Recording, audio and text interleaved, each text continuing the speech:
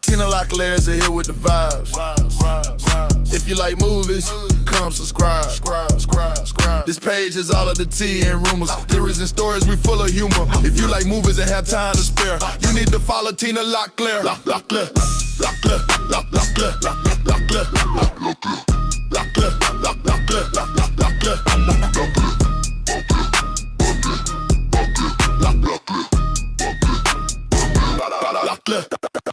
Tina LockLair's here with the vibes. If you like movies, come subscribe.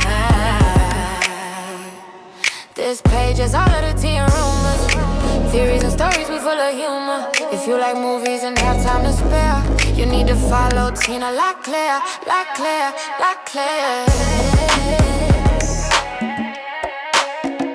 Follow LockLair.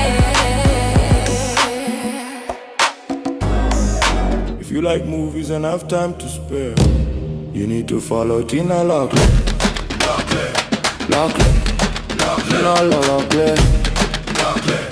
LockLair.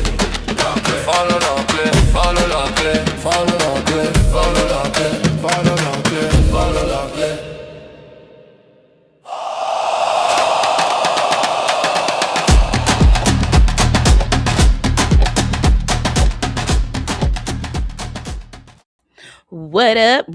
What up? Had to take y'all to the motherland. What up, y'all? I know. It has been a long time since I have went live. I need to check to see if the audio working. If you are in the chat and you can hear me, let me know my audio is working and make sure that I'm not on mute. I know it's gonna be a little minute till everybody gets up in here, but if you are in the chat and you want to help me out, let me know if you can hear me and if my audio is coming in clear.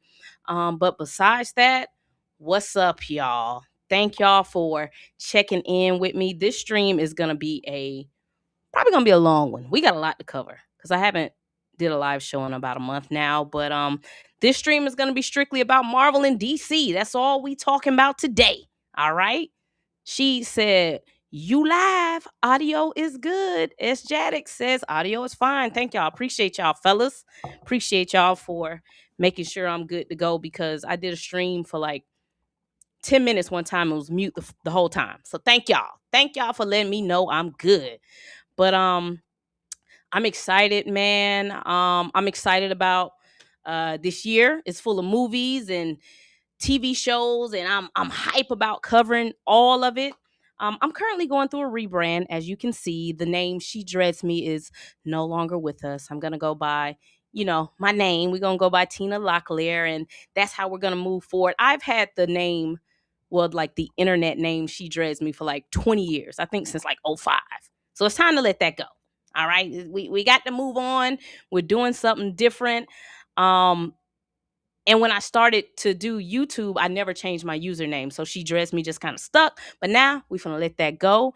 And if you see me on the socials out and about, I'm just going to go by Tina, which is what y'all know me as anyway. But it'll be by Tina LockLair. And when I go live, we're going to be in the Movie Lair. So that's going to be part of the rebrand. Refresh. Everything is going to be new. And I'm excited, man. I think we got some good stuff coming out this year. I am trying to figure out what our name is going to be. Our fan club name. Beyonce got the Beehive. Nicki Minaj got the Barbs. I've been thinking, I think I'm going to call our little group, our little community, we're going to go by the Lockers. Yeah, because my name is Tina LockLair. I got dreadlocks. You know what I'm saying? Our group name going to be the Lockers. All right. You know what I'm saying? I like that because when you think about a locker, you know what I'm saying? It's small, it's secure, and it keeps you safe. And that's how I look at y'all. So my name for my fan club or our community group, we're going to go by the Lockers. All right. And I'm going to eventually, start to roll out like channel memberships, merch, subscriptions, all of that. But that'll be later in the year because I don't want to roll that stuff out until I have something of value to give you guys to make y'all pay for like memberships and stuff. But yeah, man, I'm excited about this year. I plan on doing a lot more giveaways. At the end of last year, I gave out some podcast equipment. Jabari Muhammad was the winner. He emailed me. He let me know he got it. So I plan on doing that. Throughout the year, we're going to be doing some giveaways for everybody who supports me because I really do appreciate y'all. I appreciate y'all for rocking with me. Um, but yeah, man, let's get to the business. This stream, like I said, is going to be Marvel and DC only. We're going to talk about the Batman Part 2, all of the casting rumors that we're hearing with that, all the Marvel trailers, Doomsday, Blade, everything. So, once again, as always, y'all know I appreciate y'all for tapping in with me. Tap, tap, tap in. Tap, tap, tap in. Shout out to Sweetie. Tapping in. And I'm glad to be back. It's a new year. Yeah, man. Glad to be back. Word to Mason Betha. All right, let's see who's in the building. S. Jaddick says we got a lot of casting rumors today. Dylan O'Brien and Joe Carey. She said, I was wondering about the podcast giveaway. Yeah, we had a winner. Jabari Muhammad got it. I got it shipped out to him. He emailed me. He let me know he got it. So I am a woman of my word. There was a winner for that. But yeah, this year I'm going to continue giving stuff away, man, because I do appreciate y'all. But let's get into it, man. Let's get into the first topic. Let me get my little microphone together. I shouldn't have put this damn shirt on. It's hot as hell. What was I thinking? I might need to come up out of this. Let me pull up my notes here. All right, man. Let's start off with DC. So Lars Eidinger. Sir, I'm messing your name up. I know it. Don't be mad. I done told a man last name up, but Lars is gonna be playing Brainiac in the next Superman movie. And yo, I'm cool with this. You know what I'm saying? I am cool with this casting. Do y'all like it, or were y'all expecting like somebody else? Like there were rumors that Dave Bautista and Matt Smith was in the running, but it looks like James Gunn has settled on Lars. Lars is a theater guy. James Gunn said he auditioned and he was just the best guy for the job. And you know what I'm saying? That's fine. I like the way that he looks because he seems like he's pretty tall. I think he's gonna be just fine as Brainiac. I think he's gonna do well in this role. When you can go and grab some of these guys out of theater, they can do anything, man. These kids, like let me not call this man a kid. He obviously looks old, but these people that are coming out of theater, like they can do anything. So I think he's gonna do a great job as Brainiac. It really just depends on how James Gunn is gonna write him. I don't know a lot about Brainiac. I'm not a big DC person, but hopefully he's menacing because right now Lars looks like a pretty mean guy.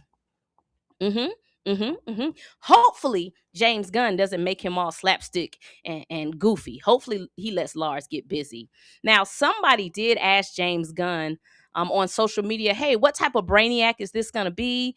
And this is what James Gunn said. He says, I love aspects of many versions of the character, from the 1950s binder stuff to the surprisingly scary Wolfman stuff to the animated versions and up through the truly creepy and wonderful current absolute Brainiac. So it sounds like James Gunn likes all of the iterations of Brainiac, and maybe he hasn't quite pinned down who or how Lars is going to play him. But I'm excited, man. Well, let me take it back. I'm not excited, but I'm glad that he did go get somebody who's like pretty much an unknown. Like the guy has been in some movies and TV shows, but he's not like a B or A-list celebrity. He went and got somebody who seems like is going to pull this off well. This movie does go into production in the spring. Cast already sounds pretty full because it's rumored that almost everyone from the first movie is going to come back, plus people like Aaron Pierre. So that's the news on this Brainiac casting. Do y'all think Lars is gonna be able to pull this off? Y'all just y'all let me know. Let's check the comments out. S. Jaddick says German accent, physically imposing, not a big name. Seems like a pretty good pick. I'm with it.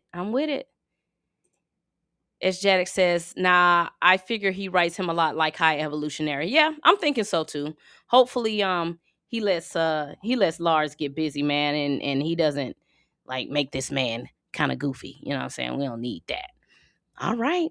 So that's what we have on the Brainiac casting. What do we have next? What's next?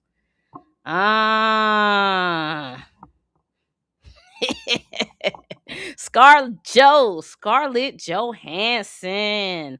All right. Now, on the other side of the DC universe is Matt Reeves. And Matt Reeves is over there building a roster. Hey, man. Matt Reeves is over there going to work in the Batman Part 2. Now, before I left, we did cover the story of Scarlett Johansson joining the Batman Part 2, and we were all trying to figure out, okay, who's she playing? We were thinking Vicky Vale, Poison Ivy, Jessica Dent, Phantasm. We were throwing all types of ideas out everywhere. We ain't know who sis was gonna be. A lot of people were more so leaning towards Vicky Vale, Phantasm, or Jessica Dent because the rumors were she was possibly playing a love interest of Batman. Well, it sounds like we got it all wrong because Scarjo is gonna be playing Gilda Dent. That's what the people is saying. People is saying that Scarjo is going to be playing Gilda Dent. Now, it has not been confirmed by the trades yet. It's still a rumor. All the rumors are true, yeah. What you heard, that's true, yeah.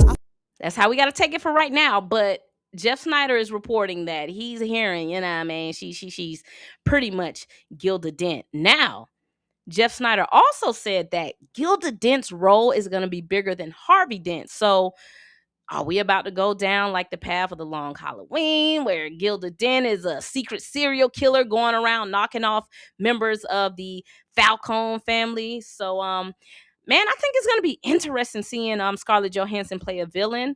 I'm kind of excited for this. She's already been a Black Widow, so she's no stranger to having to put people down.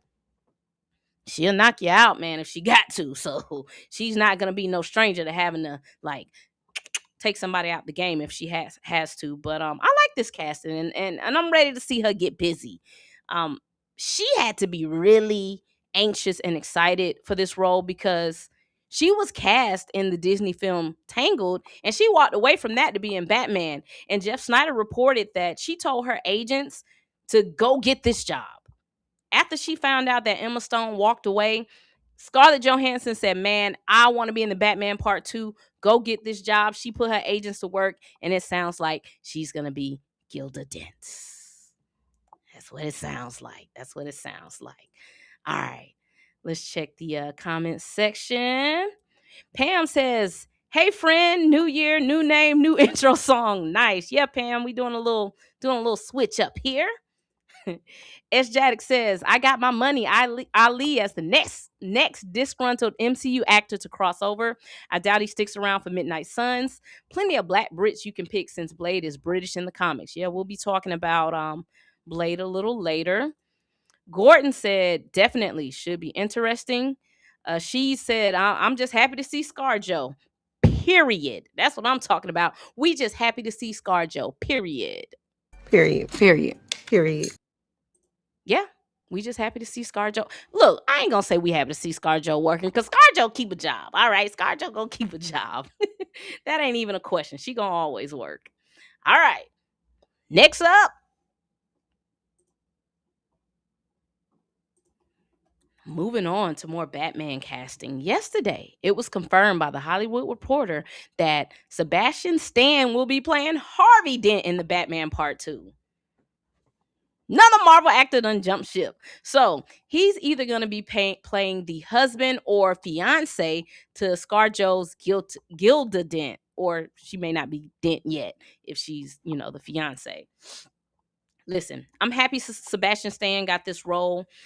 He's a great actor. He carries a lot of emotional weight throughout the MCU and also in other roles. So he'll be fine playing Harvey. I did say to myself, like, dang, there's no other male actors available. We couldn't get a little bit more creative with the Harvey Dent casting, but I'm not mad at it either because if I'm a director, I'm going out and I'm trying to get like the best of the best too. It just seems like we're flip-flopping people from the DCU to the MCU, and it's like some of these opportunities can be spread out to like other actors, fresher faces, some a little new on the screen. But on the flip side, I'm not mad. I'm not mad that Sebastian Stan got this job. You know what I'm saying? And I think Sebastian Stan standing next to Scarlett Johansson is going to be great. Now, if we are taking Jeff Snyder's word on this, he said that Scarlett is going to have a larger role than Sebastian Stan. So hopefully fans won't be let down if he doesn't get a lot of screen time. I already see a lot of people, getting happy saying, oh, he's going to be Two-Face. He's going to be Two-Face. We don't know if he's going to be Two-Face in this movie. You know what I'm saying? It could go either way. He probably is going to be Harvey Dent, but we don't know if he's already went through the accident, which causes him to be Two-Face or not. But I'm really excited for this Batman movie. Yeah, I wasn't a huge fan of the original Batman movie, the first one. I really did enjoy the Penguin in it, but Matt Reeves is making me wake up a little bit and get excited for the Batman Part 2. The first Batman, to me, it was long. The pacing was a little slow, but I'm willing to get comfortable and settle in a little bit to watch Scarlett Johansson and Sebastian Stan flex their muscles over in the DCU. Yeah. Let's check the comments out. Pam says Gilda Dent. Okay, Scarjo. Looks like the DCU is using older MCU actors for sure. Gordon said, wow, cool. Stan is a very good actor. S. Jaddick says, not surprised he did express annoyance at Mackie being Cap over him. Also, they made Yelena the Thunderbolts leader over him. I didn't know that. Well, I didn't know that he was upset that they made Mackie Cap. Bucky don't need to be Captain America. That man got too many problems, and Bucky is literally a serial killer. He don't need to be representing America. She said the MCU ship is getting a little light over here. Yeah. Everybody's looking at DC right now. All right, next up, what we got?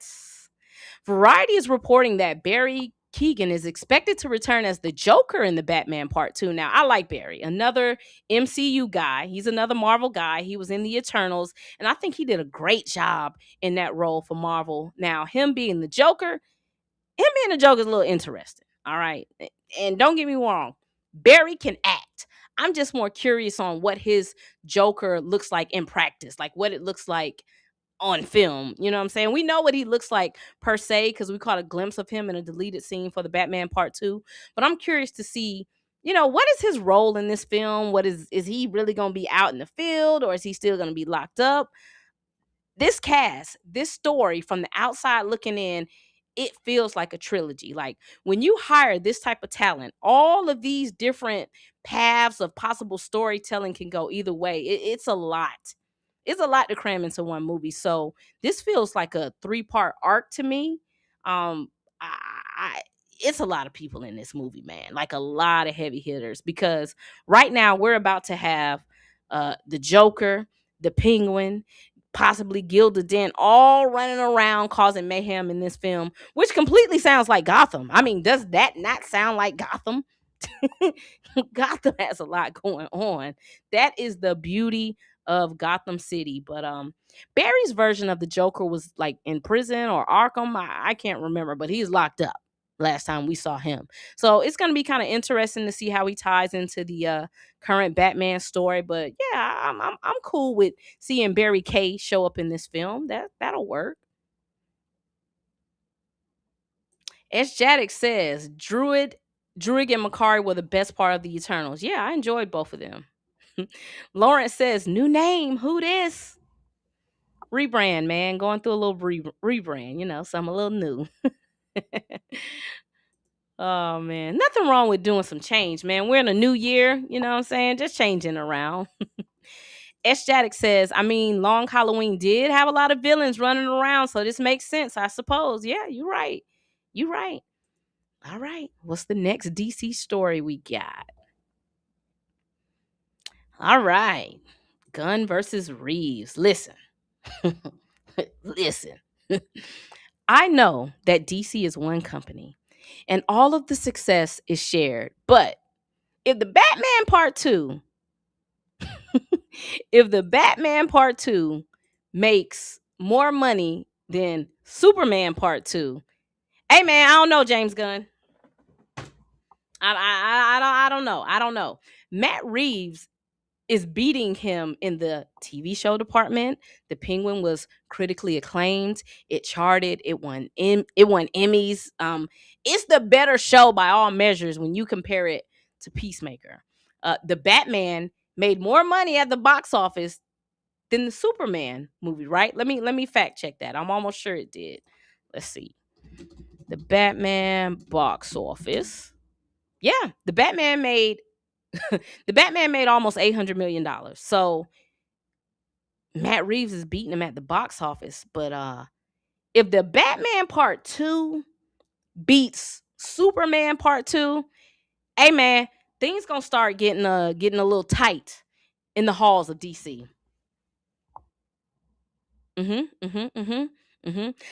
I think it would greatly benefit James Gunn to stop making content and to actually be an executive, because if Matt Reeves continues to surpass him in the filmmaking part of the field, the filmmaking part of the field, man, hey man, you might not need to be making movies and TV show, Gunn. You might need to get like laser focus on actually running this company. And James Gunn made comments earlier this week saying, he pretty much said like, I don't thrive to make artisan movies or high class movies. He likes to make popcorn films. He just wants to make movies where people has a good time at the theater. And you know what? That's cool. Everybody has their lane.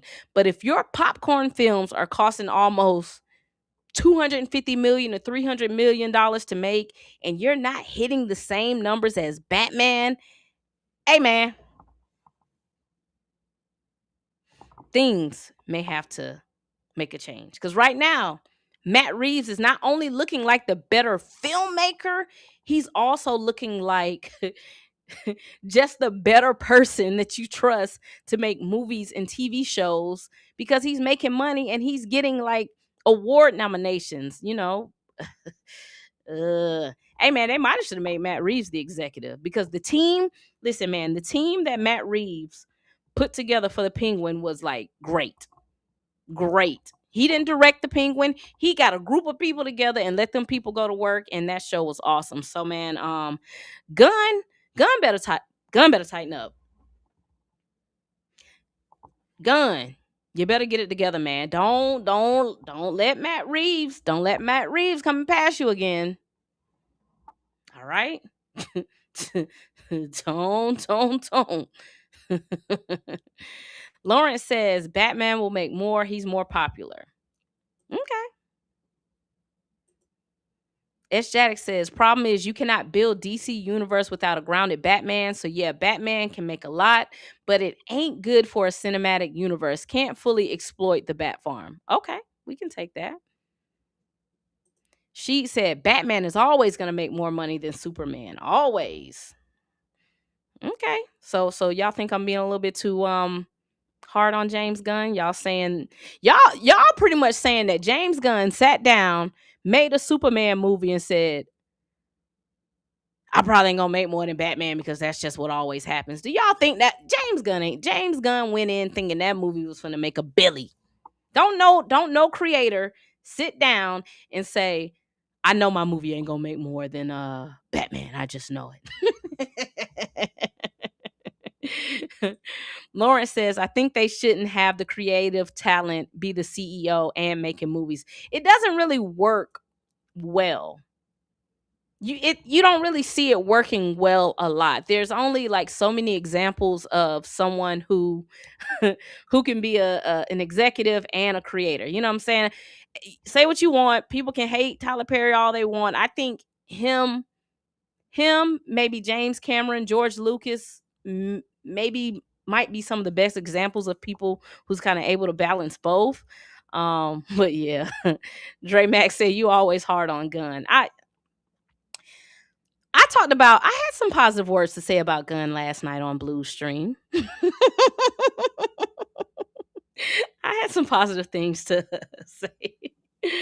All right, all right, all right. Before we get into, Lauren says no shade to Gunn. S. Jaddick says, "Nah, I think Gunn expected to make like 700 million. I think he wanted to beat Man of Steel and at least have a 7 in front of the box office like Reeves. I think he wanted to hit that 7 number. I think we're gonna have a serious problem if Superman, if he has a similar budget in Superman and he still doesn't hit that 7 mark. We're gonna have problems, man.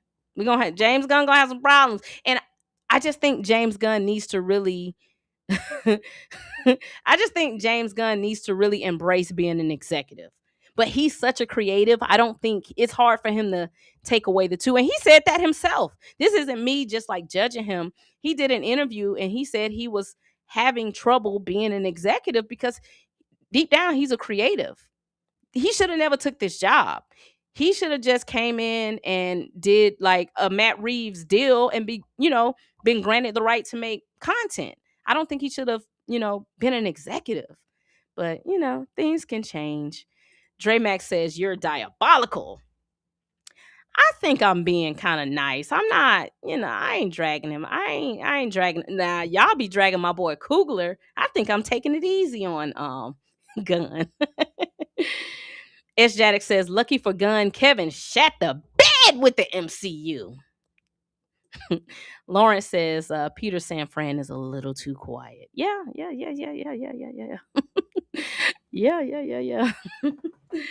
Oh man. Yeah, he a little bit. Peter got to tighten it up. Why is my other computer screen on? Let me cut this off. Hold on. That need to be off. Yeah. So let me get something pulled up here. Hold on. All right. Now, so before we somebody S. Jaddick says, "Well, Kugler is ruining T'Challa." We talking Damson rumors. Yeah, we gonna get the Damson and Black Panther. Y'all know we gonna talk about it. Oh man. Now, before we get into Marvel news, and I want to tell y'all why I took a month off from creating content. And I never really share my personal business, but I'm gonna talk about it, and then we're gonna get to Marvel. All right. So the only reason I'm really talking about it is I'm hoping that what I went through maybe can possibly help somebody else. So this past month, I actually went through a cancer scare. I got some news that I could have possibly had cancer. And when you get news like that, you experience a lot.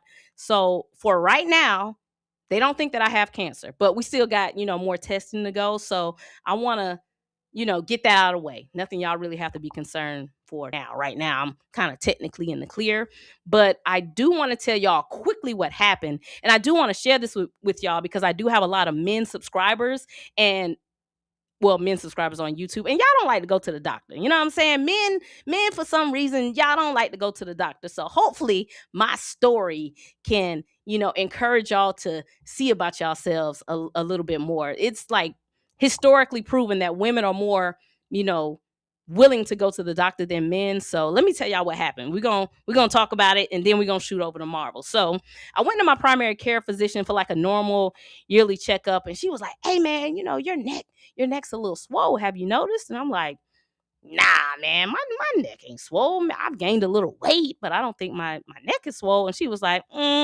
"Yeah, your neck's swole." She was like, "It's a little thick." I said, "Thick? What you mean my neck thick?" So she was like, "Yeah, I need you to go get that checked up." Now, I wasn't worried because I'm a fairly, healthy person, wasn't worried about it. So a couple weeks later, I got an x-ray or an ultrasound, and they just kept rubbing the little machine on this side of my neck.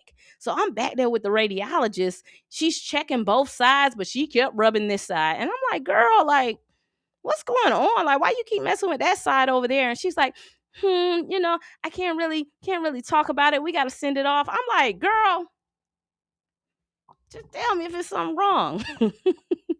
So later that week, it was like a Friday, my primary care physician called me and she was like, hey, well, the secretary was like, hey, can you come into the office Monday?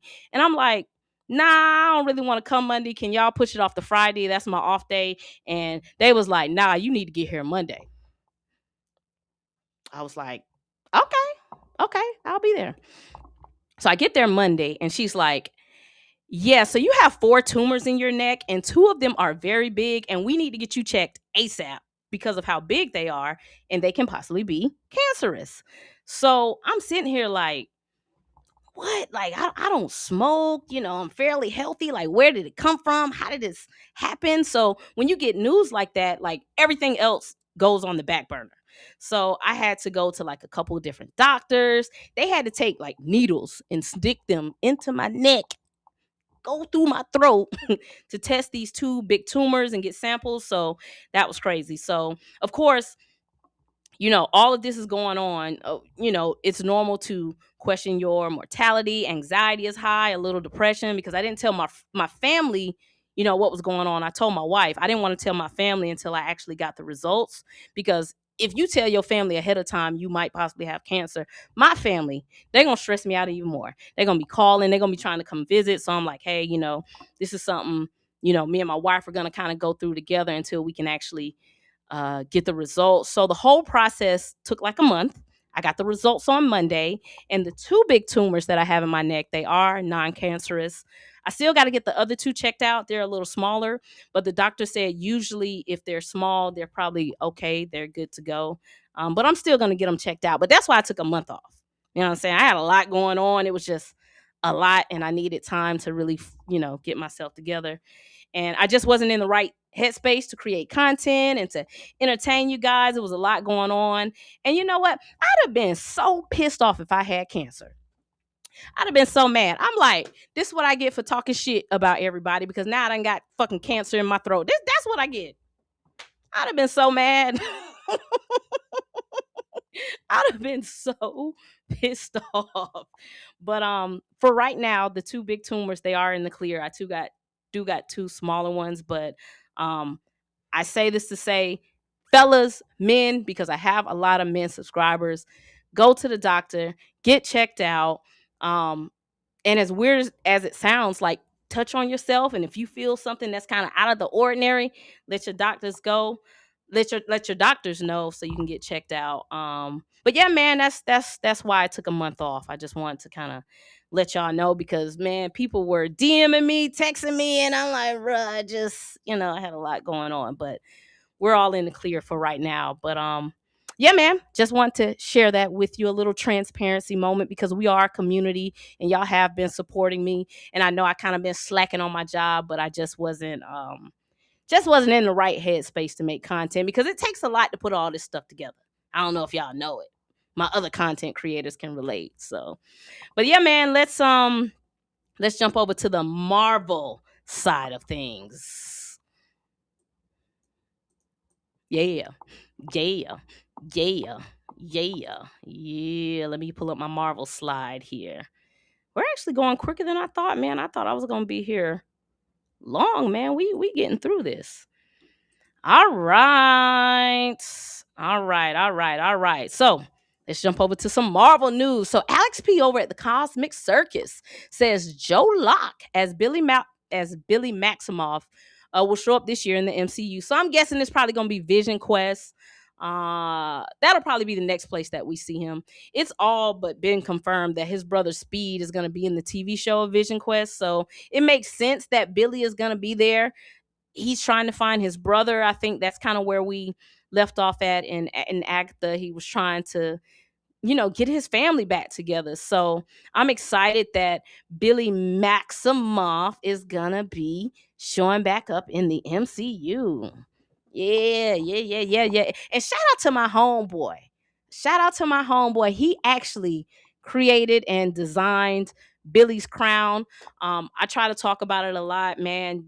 Some of these things that are going on with Marvel and a lot of the stuff in the background, people don't know that there's a lot of Black creators like involved with creating stuff. And sometimes those people don't get the praise that they deserve. But shout out to my homie, the Broken Nerd, a good friend of mine. He actually created Billy Maximoff's crown, and he's done a lot. He's done a lot of work in Marvel Phase 4, a lot. Like, if you saw a TV show or movie in Phase 4, my homeboy more than likely created some of the weapons and some of the like artifacts and stuff in these films. So shout out to my homie, the Broken Nerd, for making Billy Maximoff's crown.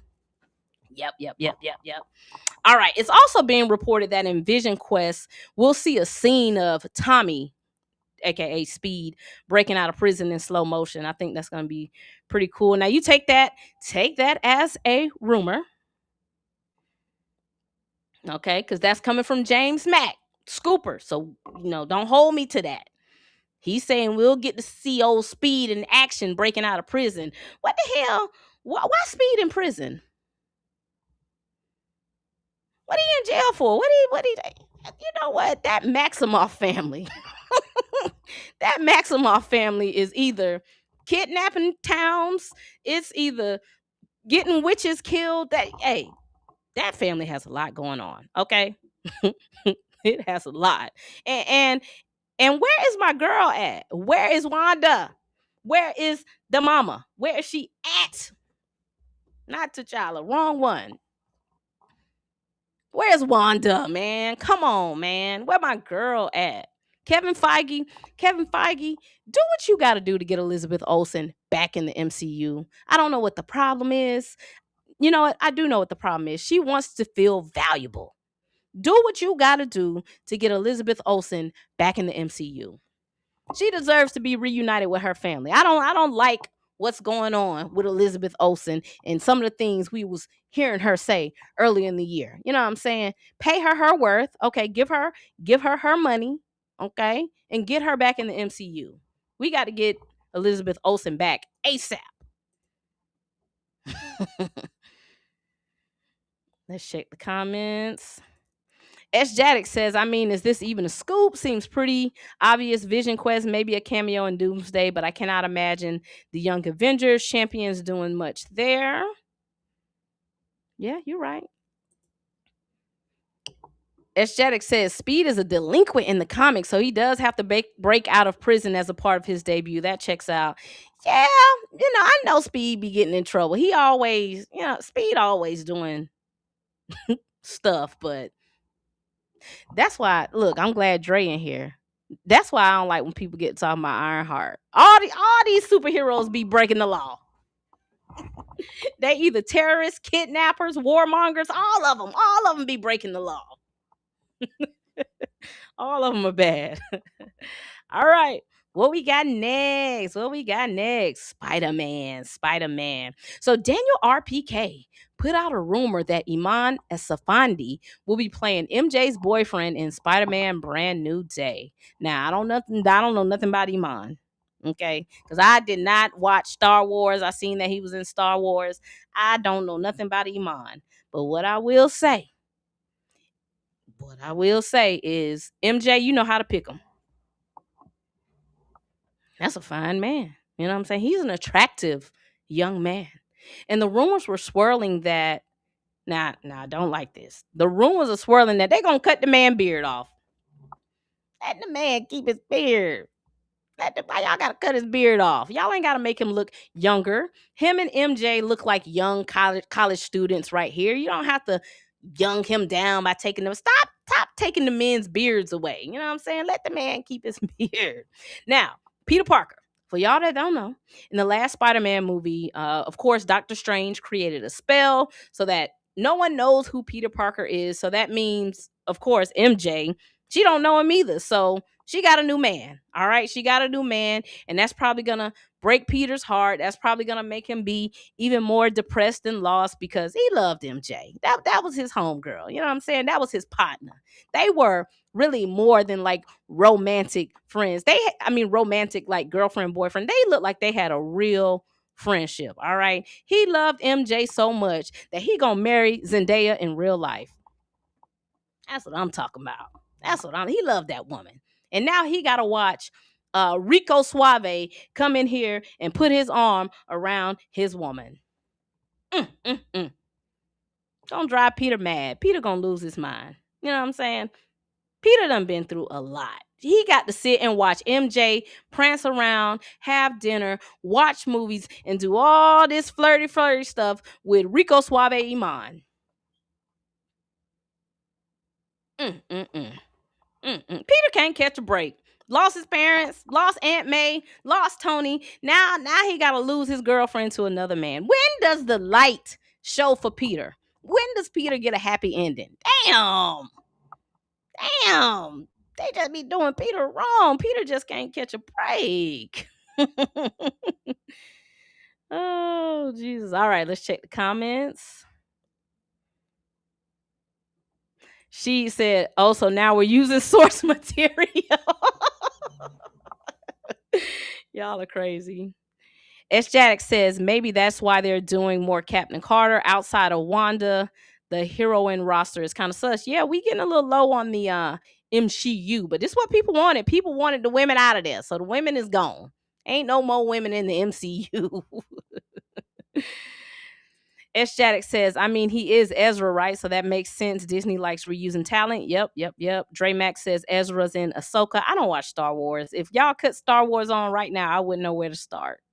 Don't know. Don't watch it. Be lost. Too far behind. I can't even get caught up. If I did want to join the Star Wars fandom, I'm so behind. I wouldn't know where to begin. Not going to work. Not going to work. All right. Let's move on. More Spider-Man news. So, hold on. What Dre Max saying?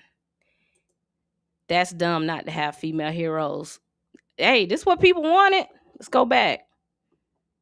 This is what people was tired of the MCU. Y'all, I ain't gonna say y'all, but I'm saying the general public, they wanted the women gone, so the women gone. All we got right now is Captain Carter and Shuri. That's it. That's Wanda gone. We don't know where Monica Rambeau at. Captain Marvel don't never be here. She don't never clock into work. You know, her time clock is over in another universe somewhere. Captain Marvel don't never show up at all. Ever. Ever. Lawrence says, that's why I think Storm is going to be Jodie Turner-Smith. I want that. I want that. S. Jaddock says, Shuri needs to be next. She needs to go. S. Jaddock, I'm going to ban you from the channel. You know what I'm saying? I'm going to ban you. Don't come in here with that Shuri hate. I'm going to ban you, S. Jaddock. Don't make me block you. Lawrence says Captain Marvel's always late. You know what? A part of me like Captain Marvel. A part of me likes that she don't give a damn about nobody. She on her own time. I like that about Captain Marvel. S. Jaddock, I gotta argue with you every week. Don't come in here with that foolishness. All right. I am Two Fly Cam gives me he give me a little money. He says, support. I'm honestly pretty bored with the MCU lately. What's your favorite Batman movie and what are you most excited for in DC? Two Fly Cam, you done missed our DC section. But I'm going to answer the question because you are giving me a super chat. My favorite Batman movie, I hate to be cliche, but I think it is The Dark Knight. And what am I most excited for out of DC? Supergirl. It's Supergirl. Supergirl was like at the top. I wasn't even really caring about the Batman part 2, but after they have picked up Scarlett Johansson and Sebastian Stan, Batman is kind of, you know what I'm saying, going up there for my most excited DC content. But at least for this year, Supergirl is like what I'm really excited for. I like Millie Alcock. That's my girl. Andre Ware says, what's up? What up, Andre? Dre and the Biscuits. I don't know what. Y'all are crazy. All right. Y'all got anything else to say about Spider-Man and Rico Suave here coming in to get with Zendaya? Y'all think Tom Holland was on set when Zendaya and Rico Suave was filming? You think Tom was sitting there like this? I would. I would. Cause I be thinking like I picked you up on set. Don't let Rico Suave. Hey Tom, watch your woman. Watch her. These men out here will take your woman, Tom. All right. Keep your eye on this situation. All right, next up, a little bit more Spider-Man news. So Daniel RPK is reporting that Spider-Man and the Punisher will be teaming up to fight Grey Hulk. I guess we all know that the Punisher and Spider-Man and everybody gonna be in here fighting and tearing the world up. He's also reporting that Rosario Dawson will return or actually make her debut in the MCU as Claire. For y'all that don't know, she was originally in the Daredevil TV show from Netflix. And if I remember correctly, she also started to pop up in other Netflix shows.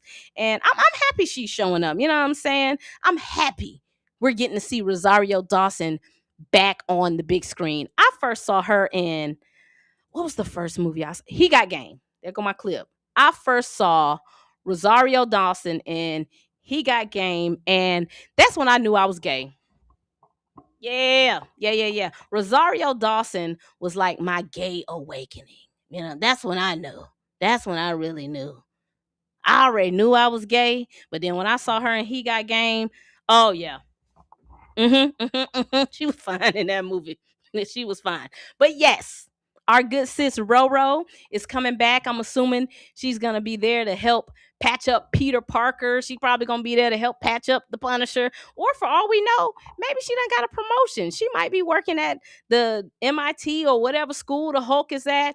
You know, we don't expect her to have a real huge role, but I am happy that our girl Roro is coming back to the big screen because, you know, Rosario Dawson, you be fine. Okay. S. Jaddick says, I got no idea what's going on in this Spider-Man movie. Me either. True Avenger says, wait until Storm, Rogue, and Jean Grey make an appearance. For sure. I think I'm doing a video about that soon, about the MCU. Yeah, we're going to get more. Lawrence says she got that movie with Robert Pattinson. Which movie? Let me know. Culture Maid says she's Night Nurse from the comics. For sure.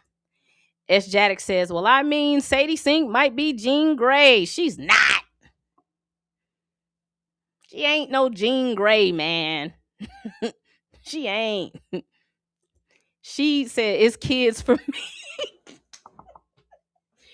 Listen, I'm assuming we're all about the same age. None of us should have been watching kids as kids. We should not. I don't know how that movie filtered through and made it to us, but we should not have been watching that movie. Okay? Why was we watching kids? The Drama is the name. Okay, I'll check that out, Lawrence. I'll pull that up. We had no business watching kids. We shouldn't have been watching that. Andre Ware says, yes, she is Jean Grey. She's not. Sadie Sink is not Jean Grey, y'all. Me and Blue talked about that last night. Sadie Sink is not going to be Jean Grey. It's not happening. And maybe I have to eat these words, but I just don't see it happening. But they're all in the Odyssey. Rosario Dawson is in the Odyssey? I didn't see that. I don't think so. But you might be talking about Spider-Man, Punisher, Zendaya. They are all in the Odyssey. Yep, you got that. You got it. All right.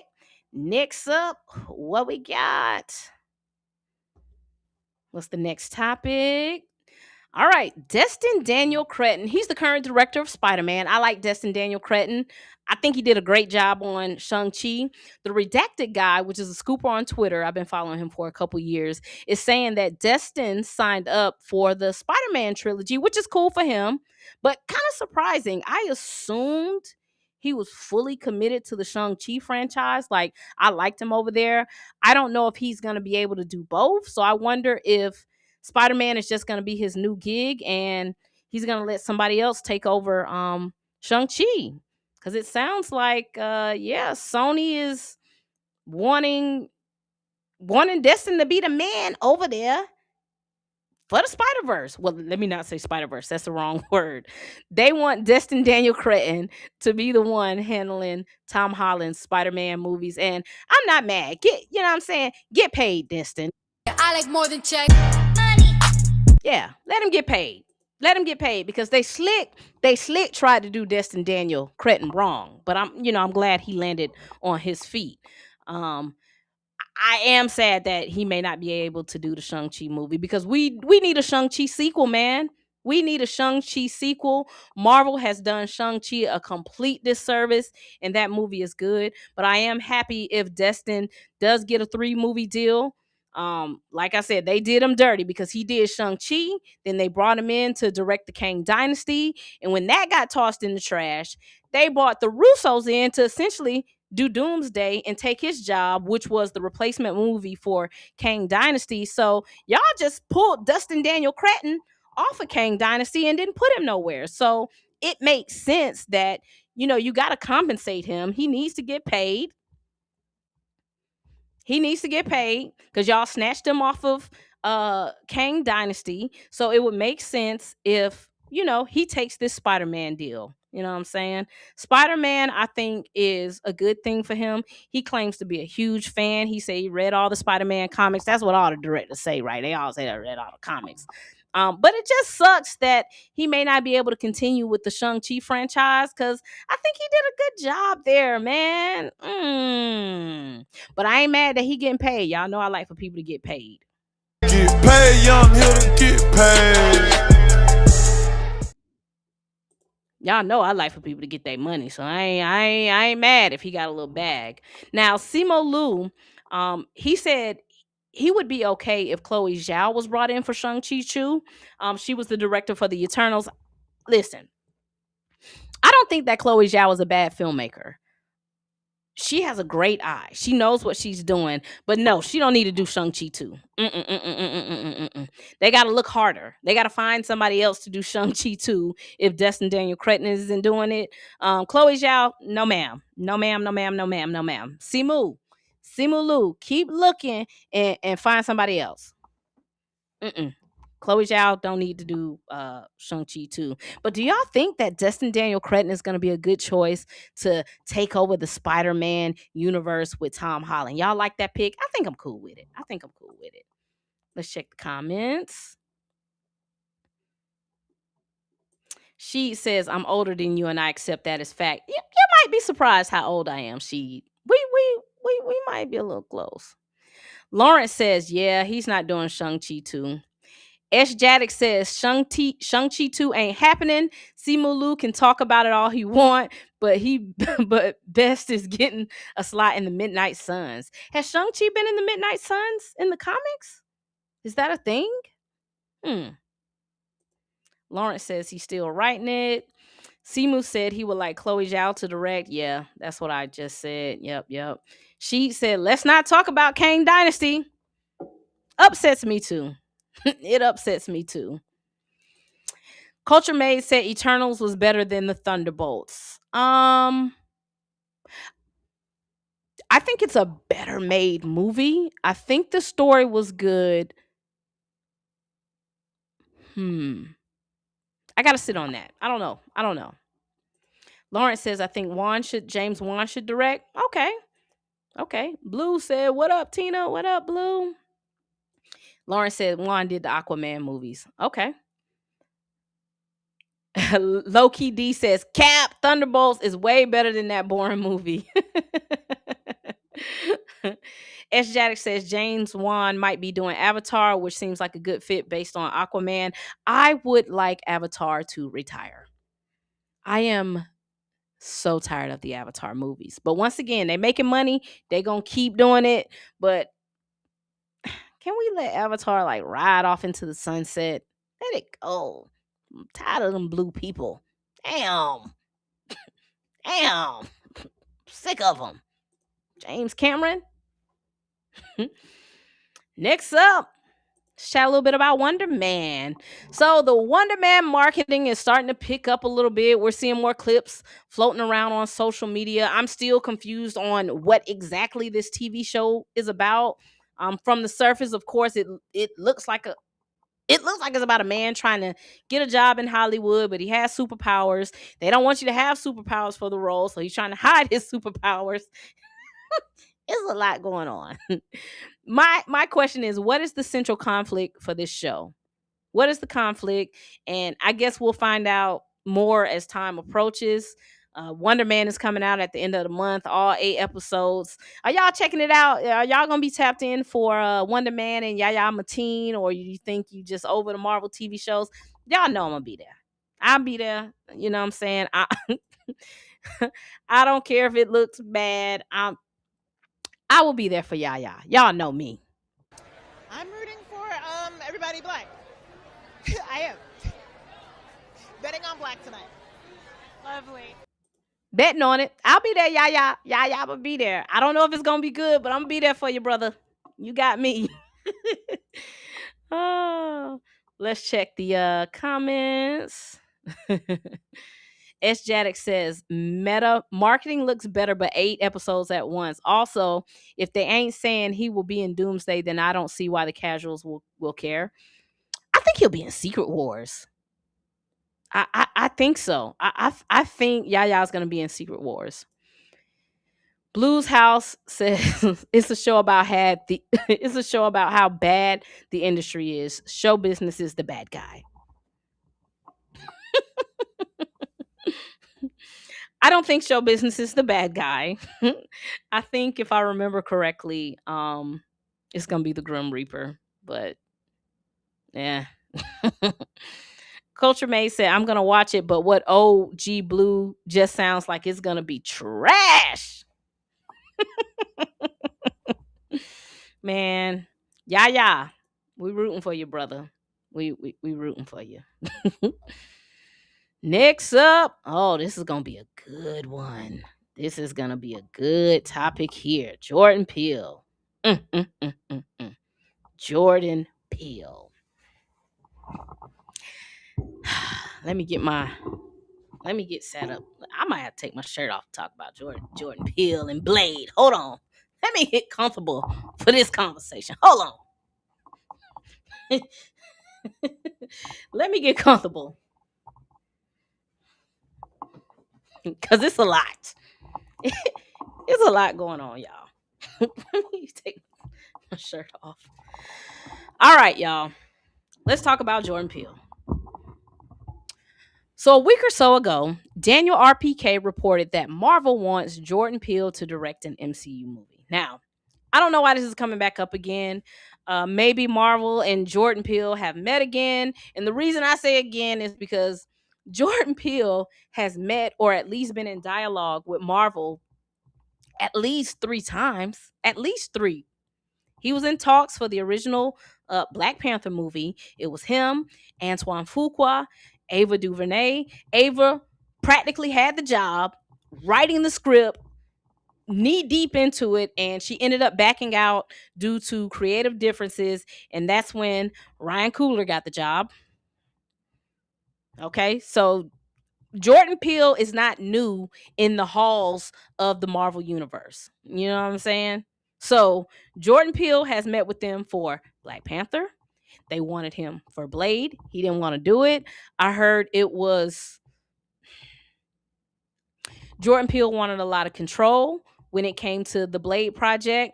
So he didn't take Blade, but he was the one who told them to hire. Well, he can't tell nobody what to do, but he recommended Jan Dimage to be the director for Blade. And if y'all don't know, Jan Dimage was like the 2nd or 3rd director attached to Blade, and Jan Dimage directed on Lovecraft Country, and that show was executive produced by Jordan Peele. So that's how that connection came with Jordan Peele, Jan Dimage to Blade. So Marvel has already talked to Jordan for Blade, and he was like, nah, I don't want to do it, but check out my homeboy, Jan Dimage. And that's how Jan got the Blade job. Now, we all know that eventually fell through because for some reason, Marvel just can't seem to figure out how to make a damn vampire movie.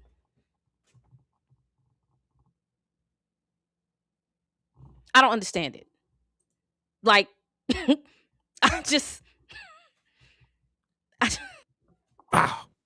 Wow. Why can't you make a vampire movie? I don't get it. But we're not even gonna go down the Blade path yet. Blade is next. But so they met with Jordan Peele for Blade. They also recently, what year are we in now? 2026, 2025. I heard they met with Jordan Peele around 2024 for XMen. Very, very reliable sources. And another scenario, Jordan wanted to control a lot of what was going to happen in the X-Men movie. He wanted to be able to write, direct, and partner with his production company, and Marvel said no. He was like, okay, cool, I'm out. Because Jordan Peele don't really need Marvel. He don't need them.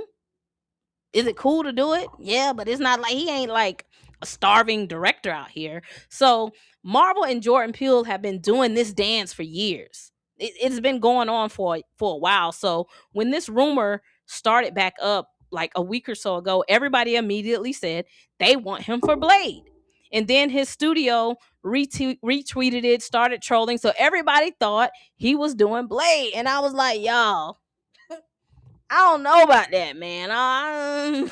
Just because of historically what has happened, with these meetings with Jordan Peele and Marvel. I'm like, I don't think he's doing Blade because he had the opportunity to do Blade a couple years ago and he passed it up. So I don't know. Then people started saying, well, it's not Blade, maybe it's Midnight Suns. And I was like, maybe, but I honestly, me and Blue was talking about this last night. I don't think Jordan Peele really is a good fit for the Midnight Suns. I think the X-Men job would have been more of his bag, but we all know that the Thunderbolts director, Drake Shire, is going to be, the director on the X-Men film. I don't know if Jordan Peele can work in the Marvel system. You have a critically acclaimed filmmaker who has been doing this on his own without like heavy oversight. Does he want Kevin Feige coming in and changing his works and who knows what? It just seems like not a good fit unless they decide to just let him do his thing. And I don't know if that works in the Marvel system. Now what I'll say is, y'all know I'm always going to talk about money.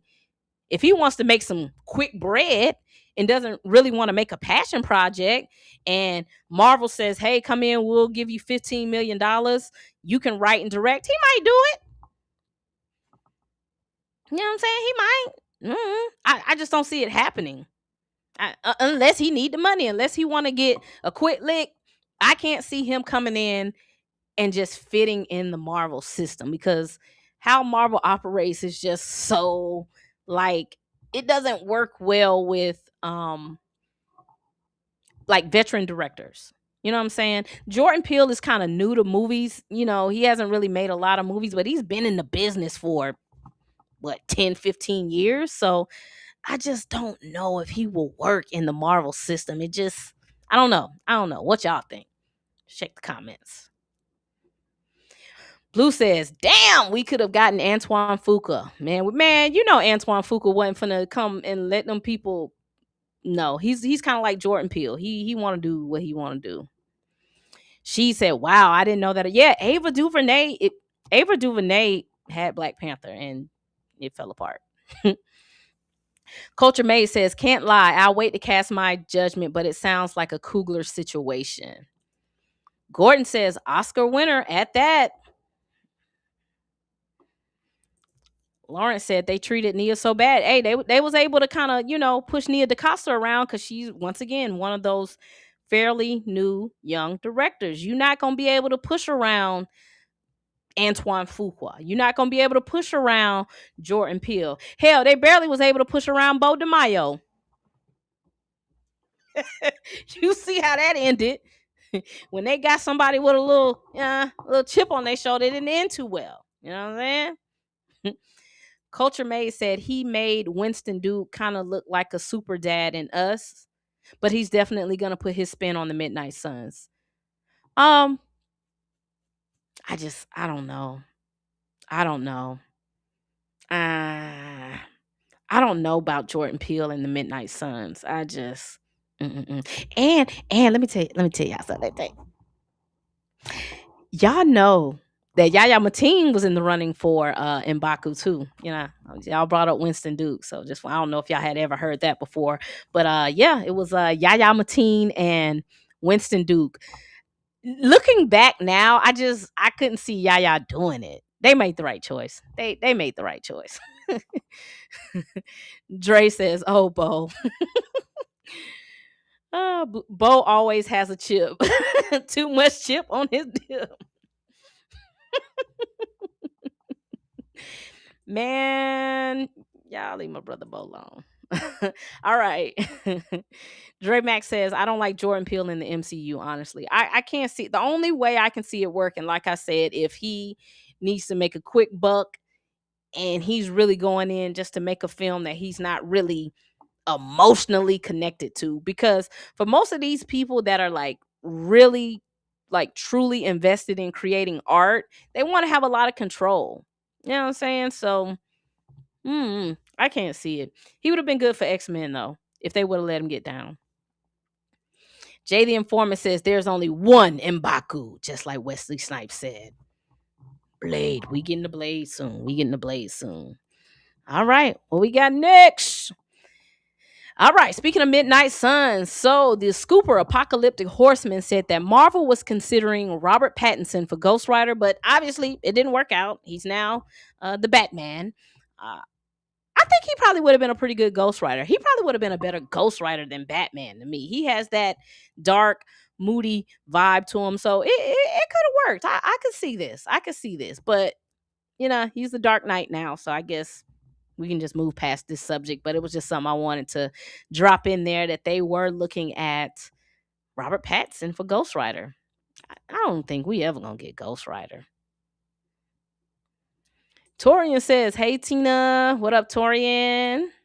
Y'all go follow all my other content creators. Dre Mac, Torian, Blue. Am I missing anybody? Stamina says London calling. What up, Stamina? Stamina tried to pump me about 2 months ago. Stamina told me, you don't need to be putting no spoilers in your thumbnails. I was like, oh, damn. My thumbnails. Stamina was like, I'm not going to be watching your stuff if you're going to do spoilers. Excuse me. But you know what? That's what I call constructive feedback. I took that into consideration, Stamina. Culture Made says, I can see it like an indie multiverse of madness mixed with Hellboy type. That's his bag. I don't want the Midnight Suns to be indie. I'm not saying the Midnight Suns need to be like this big budget film, but I also don't want it to feel indie either. Nope, I don't want it. Blue says Stamina don't like spoilers. Stamina checked me. Stamina was like, it would be great if you didn't put spoilers in your thumbnail. Stamina says, I did nothing of the sort. I'm only asking you to think, not to care. You run your show however. I ain't shit. We got Jabari Muhammad. He said, Tina, for all y'all who want to know who won the podcast equipment, my raffle that I was running, it was Jabari Muhammad. Jabari won the podcast equipment. He got it about 2 weeks ago. So Jabari, tell the people you got your stuff so they don't think I'm scamming and I'm not a woman of my word. Jabari won the podcast equipment. All right, what we got next?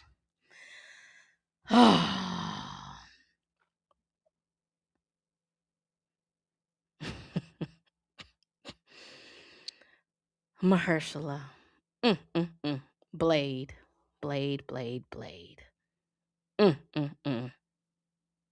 Y'all, let me take a little sip. Hold on.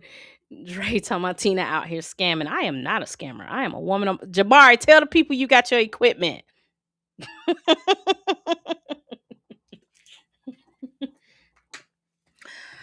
All right, y'all. Blade.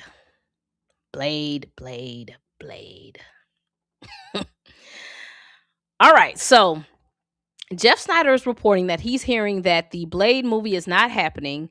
They now want Blade to show up in a Midnight Suns movie instead. Wow. What the hell? What the hell? What the helly? What the heliante? What? What are we listen? I don't know how to feel about this Blade situation. It's so weird. These people at Marvel have made movies with flying robots, intergalactic space runs, but they can't figure out how to make a vampire movie. It's mind-boggling. A vampire movie ain't nothing but humans in regular clothes with a little bit of blood. That's it. It's not that deep. It's not that serious.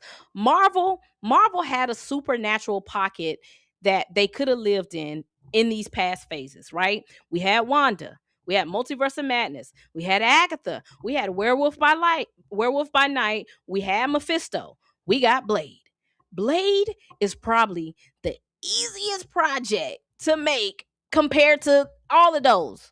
Maybe Werewolf by Night and Blade are kind of like on the same page as far as it comes to creating a production, right? This is crazy. This is insane that you have an Oscar winning actor in Mahershala Ali and y'all can't figure out how to make a damn Blade movie. What is the problem? All right, let's don't rant. The question is, because y'all want him to show up in Midnight Suns, the question is, are you guys about to recast Blade? Is Mahershala Ali gone? Is Oscar award winning Mahershala Ali gone? Because I can't imagine, and I talked about this with Blue last night, I can't imagine Marvel flying Mahershala Ali out to sit in the office and tell him, hey, Mahershala, so we're not going to do Blade, but we are going to do Midnight Suns, and we would like you to be in that movie. I don't see how you have that conversation and Mahershala Ali says, okay, cool. So either Mahershala Ali is gone and y'all are going to have to recast him, or y'all need to add another $5 million to his paycheck to make him not do his Blade movie to now shift over to Midnight Suns. Now, I might be wrong. You know what I'm saying? I might be wrong. He may be down to do Midnight Suns, but it just seems like a slap in the face to drag him along for all these years and say, hey, man, we're not going to do Blade. We really want you in Midnight Suns. Now, what I will say, this is what I'll say. From a business point of view, if you look at phase 4 and phase 5, their ensemble movies have been their most successful movies, minus the Marvels, right? When you look at Multiverse of Madness, we're going to consider that an ensemble because the X-Men kind of showed up a little bit. But Multiverse of Madness, Spiderman with Andrew, Toby, and all of them, Deadpool and Wolverine, Wakanda Forever, we're going to consider that an ensemble because, you know, it was quite a few people to carry that. All the movies made bread. Their movies with solo characters kind of struggled a bit. Now, on this last back half, Thunderbolts, Fantastic Four, the Marvels, they didn't really do that well. So I can see Marvel sitting down, looking at their books and saying, we do good on ensemble films. Let's do Midnight Suns. But how the hell do you tell Mahershala Ali, bro, we ain't doing your movie no more. We would like for you to show up in Midnight Suns. I think he walks. I think you got to recast him. And not because of his age, because we talked about this last night with Damson Idris. Black don't crack. So he still looks like he can play the part. The man is in great shape. He looks good. Skin is glowing. You know, he don't look like a 50-year-old man. But at this point,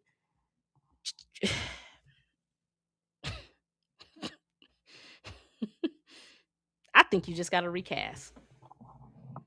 I think you got to go find somebody else to if we finna do Midnight Suns and y'all are giving the Blade movie the boot, you got to go find somebody young and cheap and get this ensemble together. I don't see Mahershala Ali doing that unless they sweeten the deal. I'm talking about give me an extra $5 million. Y'all got to sweeten the deal to make me take a back seat from Blade to do Midnight Suns. That's the only way I see it happening because this is just crazy.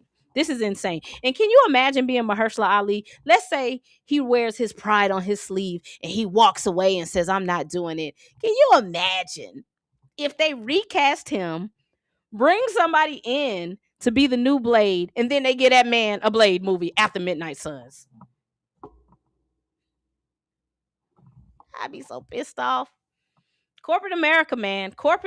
Goddamn corporate America. Do y'all think Mahershala Ali should stick with it and try to see this Blade character through? Or do you think he's gonna walk? What do y'all think? Let's check the comments.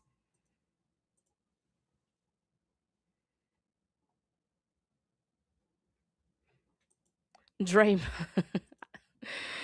Let's check the comments. Stamina says, even if I believe Jeff, I don't like it. It's objectively not good news. You're right. Culture Made says, I hate that for Ali, but I think he should just do it and get it over with. If we love his Blade, he'll get his own movie. Okay. I'm with that. Dre Max said, I already got my blood pressure up with this scoop. I'm not going to do it again.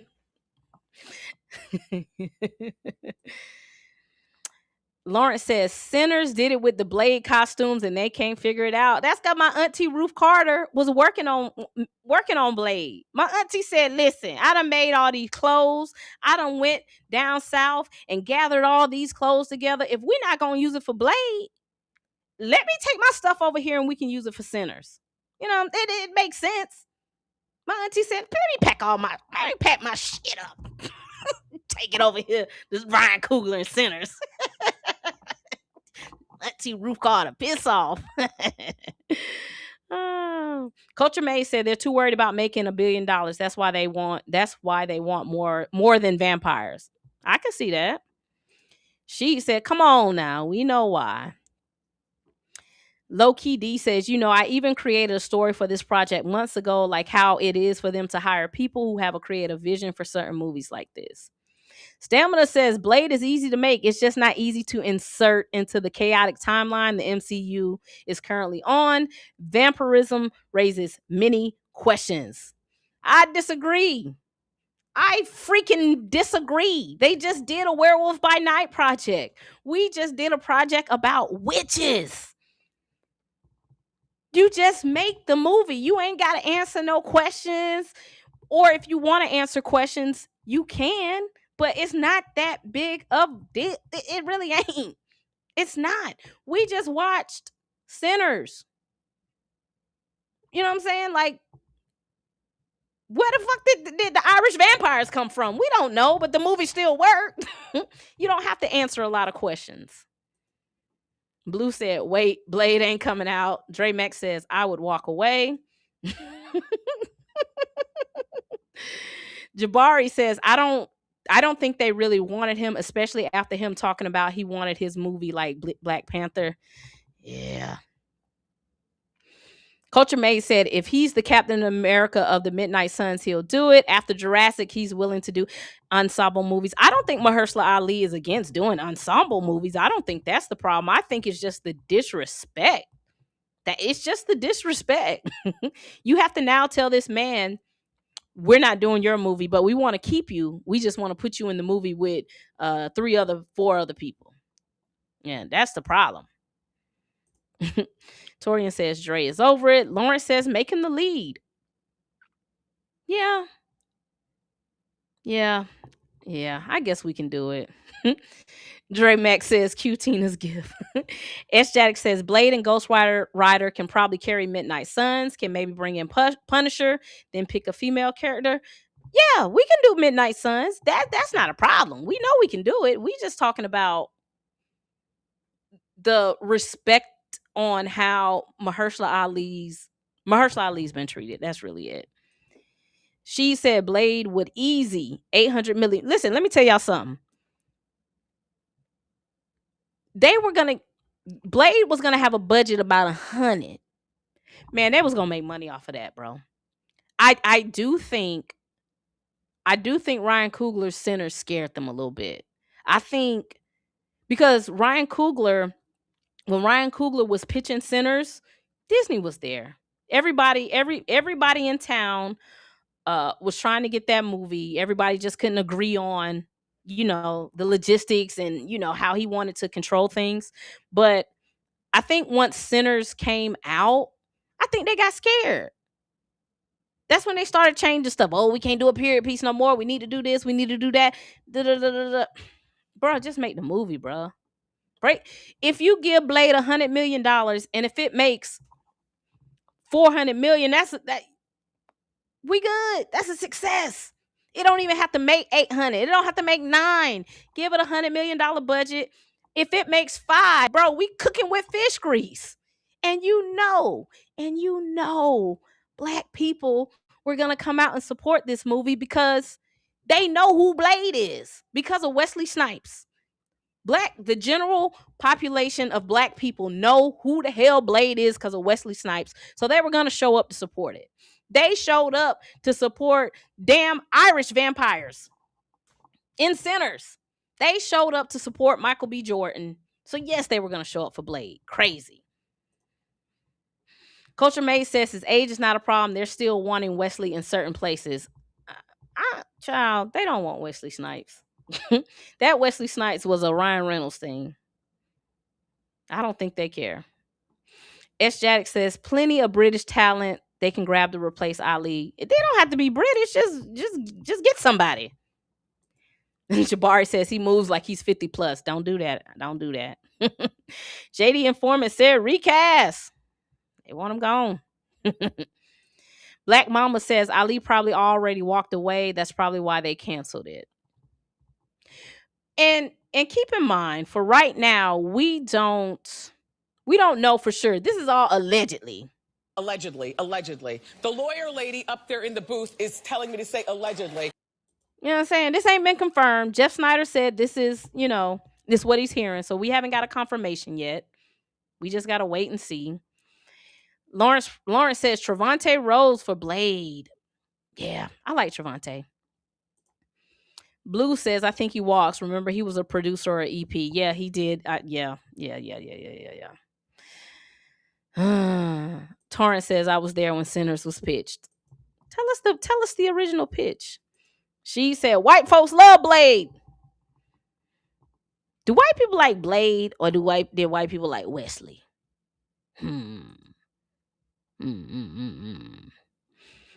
S. Jaddick says, should have bought in Chad. He'd bang out a stylish vampire movie. Yeah. Is Chad the guy who did John Wick? Is that the John Wick director? John Wick director. Yep, that's what I thought. Yeah, he wanted to do it. Blue says Wesley will lead the Midnight Suns. Absolutely not. Let it go. Let Wesley go. Let Hugh Jackman go. Let the people go. Let them go. Let them freaking go. Lawrence says Blade, Elsa Bloodstone, Werewolf by Night, Moon Knight, Man Thing, Doctor Strange, Punisher, at Voodoo, and Ghost Rider. I definitely want to see Brother Voodoo. Loki D says, to be honest, I picture Ali's Blade as a vampire Assassin Creed type who symbolizes justice. Yeah. Culture Maid said he's right. White people do love Blade. Stamina say skip me. Where did I skip, Stamina? Let me see. Which one did I skip of you? Hold on. Oh, okay. It says WBN is off the timeline. I'm assuming that's Werewolf by Night. Witches are just different users of magic, which has always been involved. Vampires, the undead, now that takes more. Where have they been? Did they survive this? No, bro, no. It is not hard to add the vampires to the MCU. No. Witches have not always been there. Even when they made the Scarlet Witch a witch, she was not really a witch. We just really got witches for real in Agatha. We just really got witches and telling witch stories and learning about Agatha. Nah, man. Vampires is not easy to introduce because vampires blend in with humans so easily. It's not difficult. I consider myself like a vampire SME, a subject matter expert. If you name a vampire movie, I probably done seen it. If you name a vampire TV show, I done seen it. It is not hard to do vampires. You do not have to explain anything about vampires being in the MCU. There's no explanation. It's really not that deep. Like, it's not, bro. It's really not.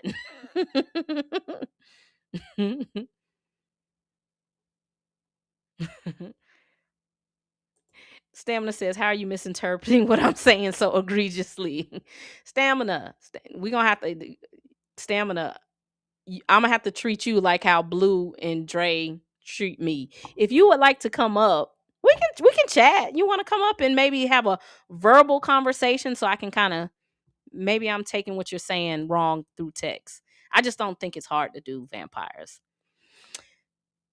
Culture Maid said, just like when they really introduced the multiverse in Spider-Man with one line from Mysterio. Yeah, look, we got the damn devil here. Mephisto is here. They just dropped him in. Hey, I'm the devil. I'm here. Lawrence said they already introduced vampires in She-Hulk. Yeah, it was a black vampire in She-Hulk. It was a black vampire in She-Hulk. JD Informant says, Dusk Till Dawn, the best vampire movie before 2000.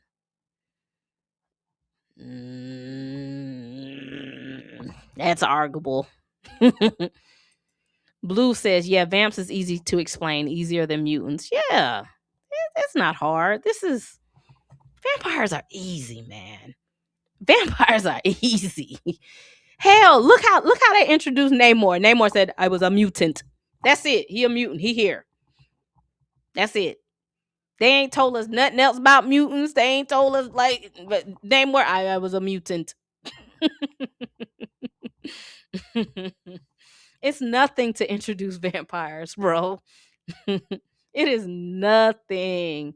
And I always bring this up. Blue, I think S. Jaddix. I'm trying to think of everybody who watches Interview with the Vampire, the TV show.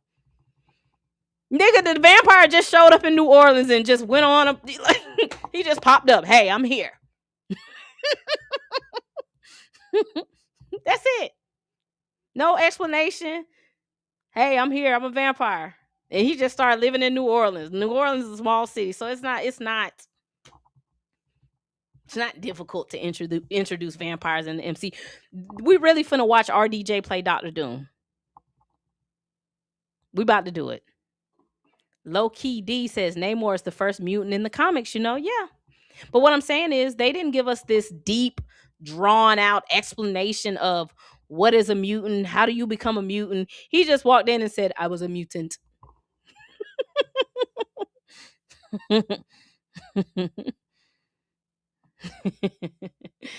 Stamina says, plus the entire time I've said I've not said it's hard, just that it's not easy as other things. The Namor mutant thing raised eyebrows, but it was simply weird rather than breaking immersion. Okay. Jay the Informant says vampires, that's a hard concept. See people with powers. Oh yeah, that's logical and easy to do.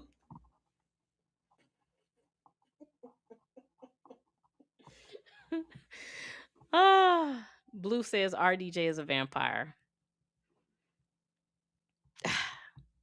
Mahershala, brother, I'm sorry. I am sorry. Hopefully they get it together. Hopefully they get it together. We're going to move on from Mahershala. Up next.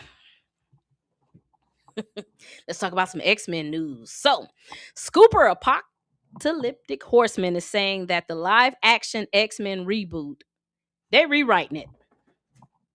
Going through rewrites already. I don't know why this is news. I don't know how we done found out, but they are rewriting the script to the X-Men movie that Jake Schreier is directing. We've heard from Kevin Feige himself. He stated that the X-Men, they're going to be young. So sounds like they're trying to work out the kinks in the script. If y'all have been following me, y'all know I've always been concerned about this X-Men movie, but I'm going to be patient. I'm going to give them some grace. Another scooper, the Beyond reporter, stated that there's a Wolverine project in the works and Hugh Jackman is not attached to it. Thank you, Jesus. Okay, I'm happy. We got to let Hugh go. We got to let Hugh ride off into the sunset so he can do theater and ballet, all the things that he really loves. I think people see Hugh Jackman and think he Wolverine. That man really just want to do ballet and shit. You know, let him go. Let Hugh go. Let him live his life. Let him go. About a month ago, Marvel did file some trademarks surrounding the name Wolverine, and it was under entertainment. So this could be where this rumor is coming from. When we talk about like the movie universe of XMen, people love Wolverine. So if they are looking to make like a Disney Plus show or like a Wolverine movie, hey man, it's money in the bank. Money. I say do it. I say do it. I say do it. Make the Wolverine movie, but let Hugh Jackman go. All right. Let's find a young actor who can be the new Wolverine. Let Hugh go. You know what I'm saying? I enjoy the X-Men so much. I would actually like a Disney Plus TV show. It gives you like more time to really tell an in-depth story. So I'm excited for almost any X-Men project. I just hope when we get to the mutant saga, I hope they knock it out of park. I'm a little concerned. I am concerned. I am nervous and I am scared, but I am patient enough to kind of wait and see where this cookie crumbles. Okay, I'm gonna be patient. I am gonna be patient. Momo 1998 said they hold this man. S. Jaddick says, thank God, let Hugh go. Granted, I wouldn't be surprised to have a new Logan and old man Logan running around. No! Let him go. Go. Let him go. Blues House say, good. No Hugh. Now make Wolverine a black man from the South Carolinas. Give him amnesia as Wolverine who works for Department HCIA. Stamina says I'll accept one old man Logan appearance at the most, but yeah, Hugh needs his gold wash. Yeah. Let Hugh go. Let him go. X Jada says X-Men Academy or Academy X seems like an obvious Disney Plus show. Yeah. Lawrence says Henry Cavill. I don't like Henry Cavill for Wolverine. Like his little cameo was cool. But I don't like it. I don't I don't like it. I don't like it.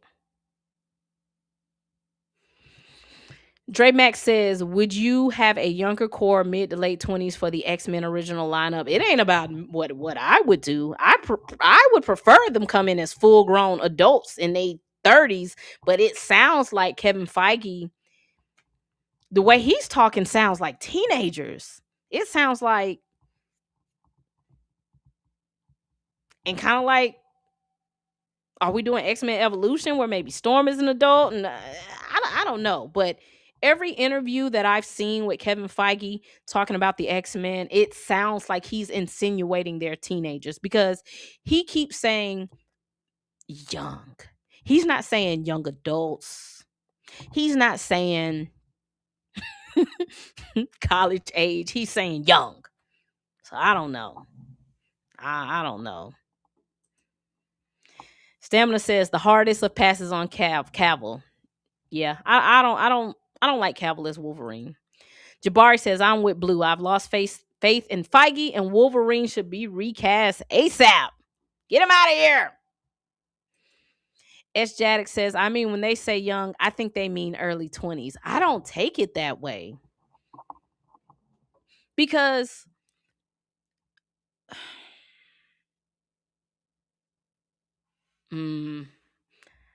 just the way he's talking doesn't seem like early 20s. It could be. But I think if you're doing early 20s, you don't even have to say young because they're still kind of like adults. He's saying young, coming of age. Like those are words he's throwing around. Blue says early to mid 20s would be best with a 40-year-old Wolverine. They may not introduce Wolverine in the main X-Men movie, and I'm cool with that. If we gonna do Wolverine somewhere else, that's cool. That's cool too. That's cool. Jabari says, I think early 20s should be good with a handful of years of experience. Y'all know what I'm excited about, and I don't even know if it's happening. I am excited at the thought of multiple X-Men projects being in the works. I hope they do that. Like, I've always said, because Jake Schreier is Jewish, I would have loved Jake Schreier maybe to do a Brotherhood of Mutants story versus like the main X-Men. So I think if they're going to do a main X-Men story, and once again, me and Blue was talking about this other night, do your main X-Men story, then do Brotherhood of Mutants, do a low budget Gambit movie. Don't do a Storm project until Donald Trump gets out of office. I don't even look at Storm. Just put her in the ensemble. I don't want to see a Storm movie while MAGA is running the world right now. Don't do it because y'all ain't going to do it right. Y'all not going to let the story be told.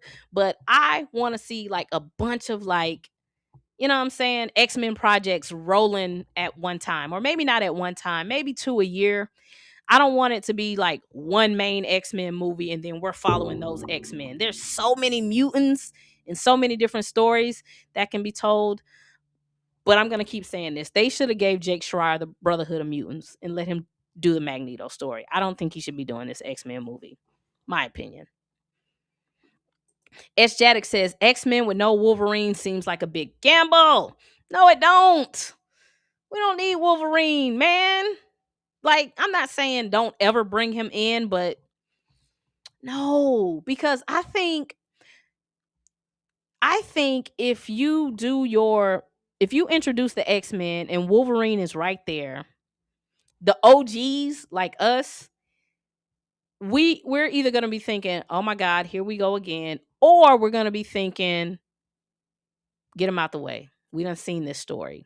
So I'm not saying Wolverine should be gone forever, but handle him kind of like how Bo handled him in X-Men 97. I think when you put Wolverine in the main X-Men story, people are going to want to see him take the lead because that's how they've conditioned us with these X-Men movies. So let him go. So many mutants we could be like rocking with. Let him go. Give him his own movie. That's a great idea. Let him do his own stuff for right now. Let him go. Andre Rare says, as long as the Fox X-Men are gone, I am happy. Stanima says, the prospect of a whole Gambit movie starring Channing Tatum is making my wallet dry up. I never said anything about Channing Tatum. And it doesn't have to be a movie. Maybe a TV show. Or maybe a special. They could do mutant specials. Oh, man. Like, they got so much stuff they could do, man. Blues House says, yes, multiple X-Men projects. You got to treat it the same way they did the Avengers, but maybe in reverse. Team up movies first, and then separate character films. Yes. Dre Mac says, I'm with you, Blue. Lawrence says, Wolverine should be in it, not just the main focus, and come in as a bad guy as first. I don't want to see him at all. Let him go. Let him go. Let him go. Blue says, yeah, don't make Wolverine a focal point. One cool scene, and then he can go sulk in the corner with a picture of Jean. Stamina says, yes, special X presentations would be fire. Yeah, that'll be cool. They got to get creative with this, man. Marvel has gold with the X-Men, but the X-Men are so political. They are so woke. If they not gonna do it, they finna mess it up. Y'all got to tell these stories in an impactful way and don't be scared to do it. Just tell the stories, man. Just tell the stories. All right. I think I am done with the X-Men. We are moving on to the Avengers. The Avengers. All right. So, Avengers and Doomsday news. Scooper Alex P is saying that some of the young Avengers will be showing up in Doomsday. He specifically mentioned Cassie Lang, Kate Bishop, and Miss Marvel. Man, Doomsday got a lot going on. I don't know what these three ladies will be doing in the film. I can possibly see Cassie Lane because of the Ant-Man connection, and I think Paul Rudd was in the chairs, right? So I can see Cassie, but what is Kate Bishop gonna be doing? What is this movie? What is this movie, yo? What is this movie? What is these three young ladies gonna be doing? And I guess if we're dealing with Captain Marvel, Monica Rambeau, I guess Miss Marvel should be here. But should she? Like, should she be here? Do we need her? I don't know. I just don't know. Stamina says Kate Bishop is off the board for a while. Hey, let me tell you something. Baby, she'll drop that baby and get back to work. We know how to do it. Unfortunately, she probably will be due. She might be off the board for a minute because she probably be due about February or March. They supposed to be doing reshoots in April. Yeah, she might not be in it. Joe James says, "Where is Patriot?" They ain't want to recast him. Or bring him in. Bring him back. This is what they need to be. We need health benefits for the actors. Put him in anger management, and then bring Patriot back. He had a little mistake. I don't even consider what happened with the actor who played Patriot a mistake. I consider him being a superhero. He was doing what any superhero would do, and that's protect his family. Bring Patriot back. Bring the man back. He didn't do nothing wrong. Kid Gravity says, B1 Night Rider check in. Kate Bishop will try to kill Doom and get washed. Sis, we need some arrows. We need some better arrows than what we got. Stamina said the door hit Patriot on his way out. Damn. Lawrence said they too old now. All of them about to be in their 30s. Listen, Tobey Maguire was damn near 30 playing Peter Parker, 16, 17-year-olds in high school. We can keep it going. Author says, looks like an OnlyFans banner. What kind of OnlyFans you be watching? Where it look like little young girls. Author, who are you? Who sent you, Author? Who are you, Author? Lawrence says, it was a little brawl. Stamina says they'll never be older than the actual Avengers, so Young Avengers will never be a bad title, assuming they go with it. They probably go with the Champions. We Young Avengers, throw that out. It ain't working. Kid Gravity says Kamala will be kicked by a Sentinel. I don't know. Kamala's new powers in the MCU kind of cool. If she can figure out how to use them right. She said we need arrows. All right, next topic. What we got? Dre Max says, woo, my man, OnlyFans is wild. Yeah, people are crazy. All right. Let's chat about the trailers. All right. This is what I'm gonna start doing this year, y'all. I think this is gonna be a good way to test the general audience. I'm gonna go out whenever I get time. I'll be busy, but I'm gonna go out into the general public and ask questions to see where the gauge is on some of this stuff. Because in my opinion, I don't know if these trailers and clips are working on the general public. Now, for the Marvel fandom, for us, the people who are tapped in to all the Marvel news, I think the trailers are working for us. But I don't know if I call my 25-year-old cousin and say, hey, bro, did you see the Marvel trailers? I don't know if he's seen them. You know what I'm saying? I don't know if this is getting to the general public. If y'all call like y'all random friends who are not Marvel fanatics, do they know that these clips and trailers exist? Or do y'all think that these trailers are getting into the zeitgeist of the general public, not the Marvel fans. I'm talking about the everyday people who are going to Starbucks, getting coffee. Do they know that this stuff exists? Do y'all think it's making it to them? Because I don't know. I don't know. I know we into it. I know we're seeing it, but I don't know if this is doing the job of getting to the general public. Now, what I'll say is people were happy to see Steve and Thor. Of course, X-Men is always a hit. We got to see the Wakandians, the Talokanil, and the Fantastic Four in the final trailer. If I had to rank the trailers, all right, X-Men trailer, number 1, for sure. Loved it. I love them.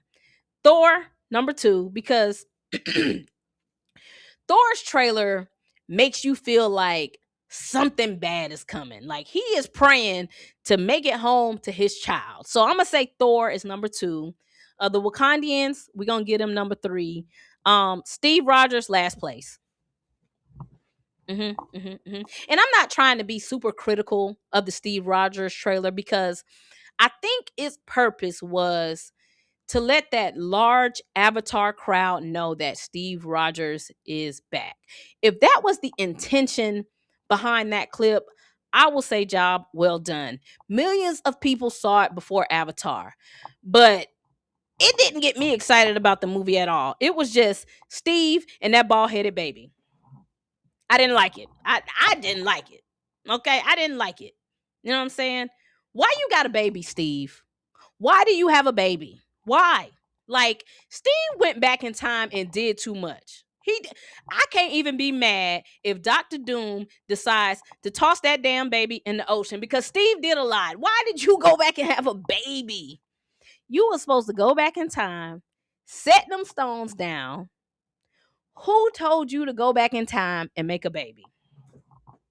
Why he did that? Why he did that? Why did he do that? Steve Rogers just showed us the epitome of grief and selfishness. Why?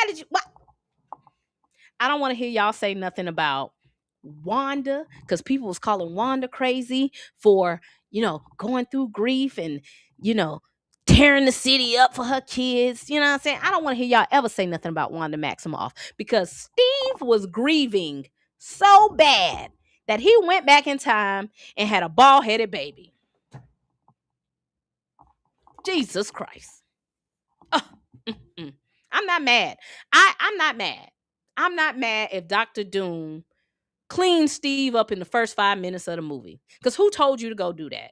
Steve deserves whatever is coming to him for doing all of that. I'm not bad. Now, with the X-Men teaser trailer, it featured Professor X, Magneto, Cyclops, and out of all the Doomsday clips that's dropped so far, we have 4.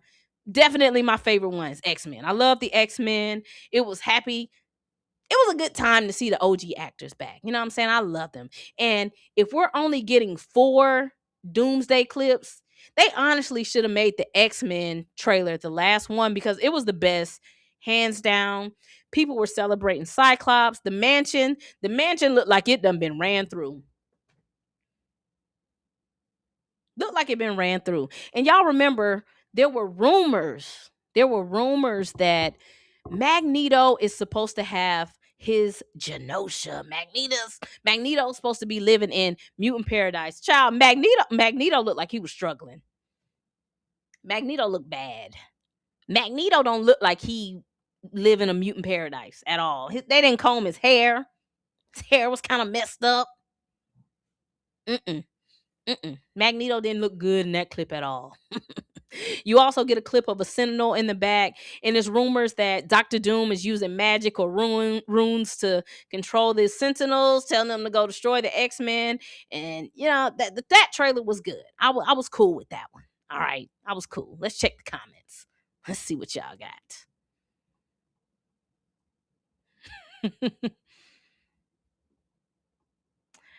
All right.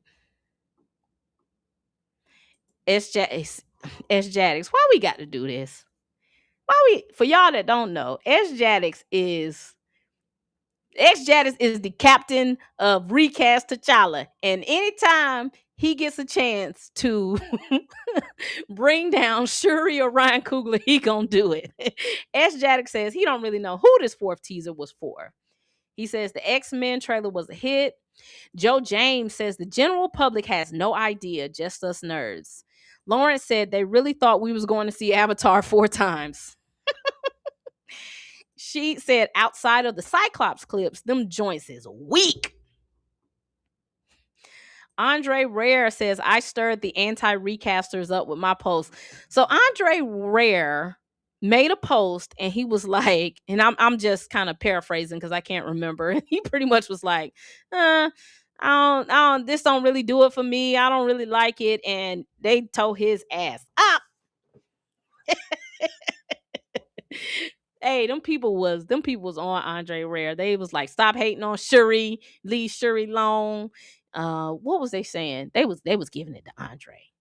Y'all should backed Andre up. Cam Two Fly says, wow, Cap holding the baby. Stamina says Steve Rogers trailer is textbook. This could have been an email. Did nothing for me whatsoever. Andre Rare said none of the trailers have been great. Lawrence says we know why. Have you seen Peggy? I get it. You know what I'm saying? Peggy Carter's a bad bitch. She bad. You know what I'm saying? She kind of fine. But you supposed to be a man of honor. You know what I'm saying? Bruce looked Steve in his eye and said, listen, man, go back and put them exactly where you got them from. If you do anything outside of that, it's going to be problems. Steve looked that man in his eye and said, got it, champ. I'm going to do it. He went back, put them stones. Did Steve Rogers fight racism when he went back and made that baby with Peggy? Like, did they have side quests helping like Malcolm X and Martin Luther King? Because if you're going to go back and cause all these problems, at least fight racism when you go back there, since you know. That's the only way I'm going to give Steve a pass. I fell out with Steve after Civil War. He's never been my guy since then. You know what I'm saying? But him having this baby, terrible. S. Jaddick says, teaser 1 is Steve back. Teaser 2 is Thor was serious. Teaser 3 is X-Men back and Cyclops ain't a bum. Dre Max says, Steve was corny. I can't put the H in there. I don't care. He's supposed to be a man of honor. Honor takes precedence over his hormones. S. Jaddick says maybe they do age up all these kids to replace their parents after Secret Wars. Morgan Stark seems more viable than Riri Williams. This is why I'm gonna block S. Jaddick. I'm gonna have to block. He coming here. You coming here I will not let you talk about black women like that in my presence. You leave Riri Williams alone. I Am Two Fly says Cyclops doing all that just to get one shot by Dr. Doom.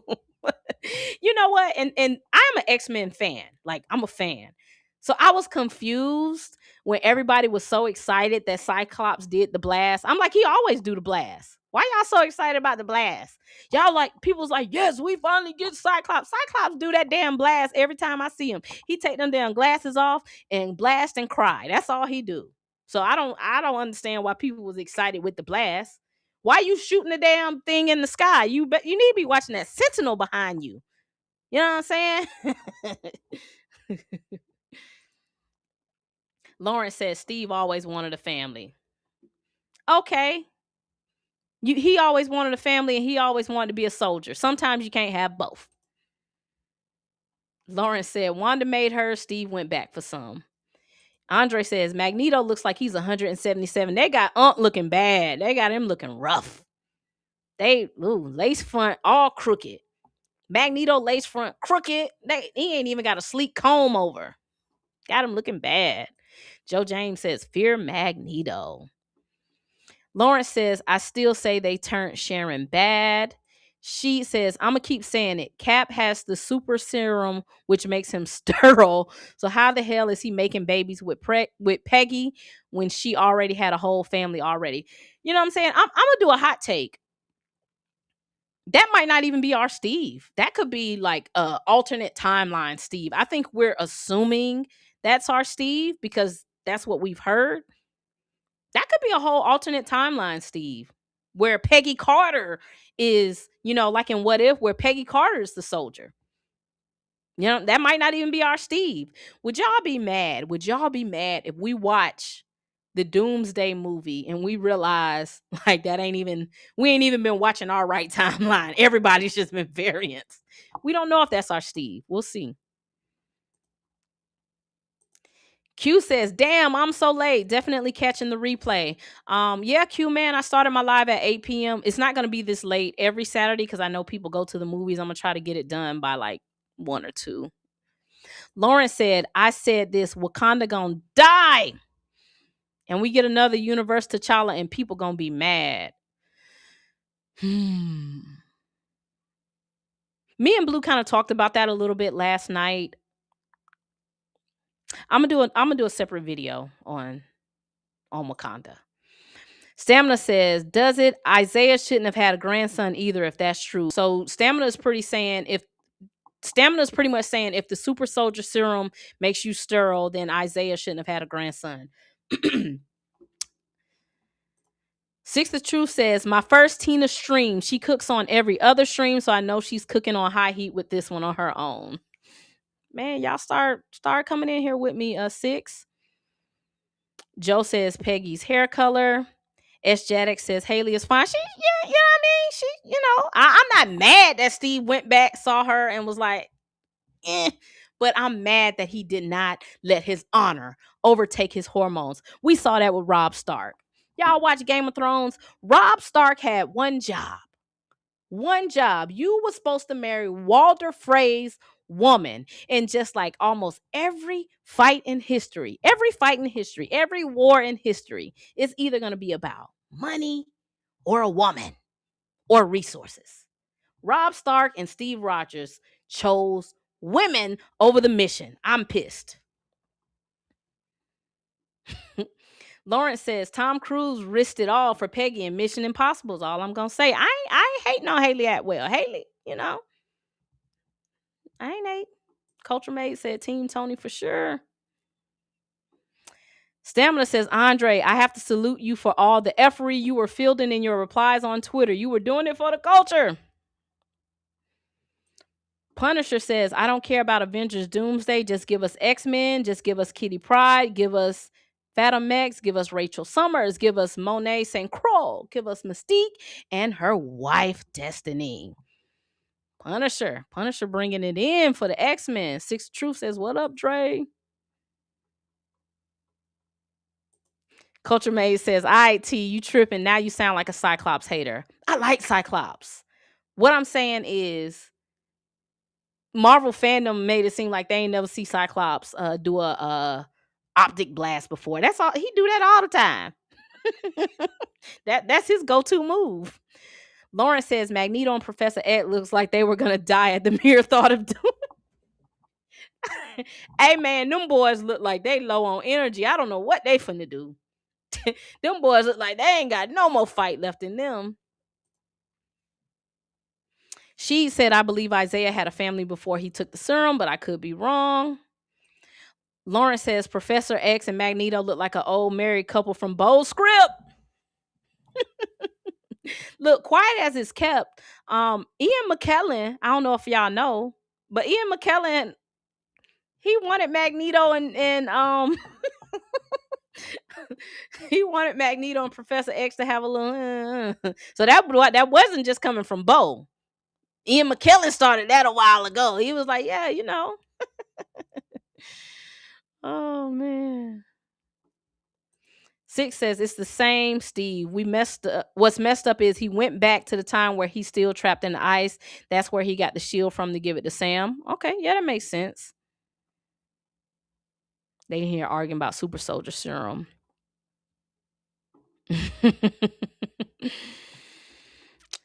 All right.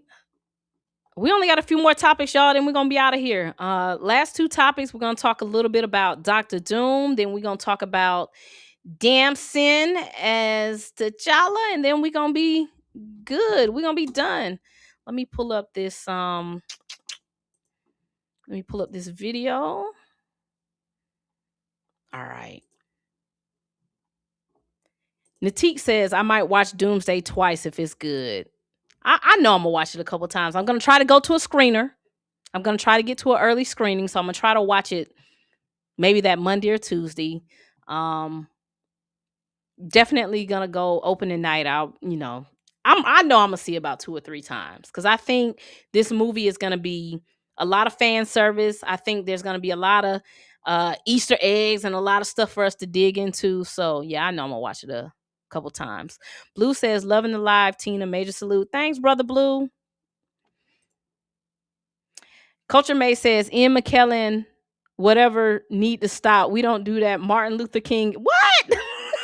I'm not even going to read the rest of that. I don't know what that means. All right. Next topic.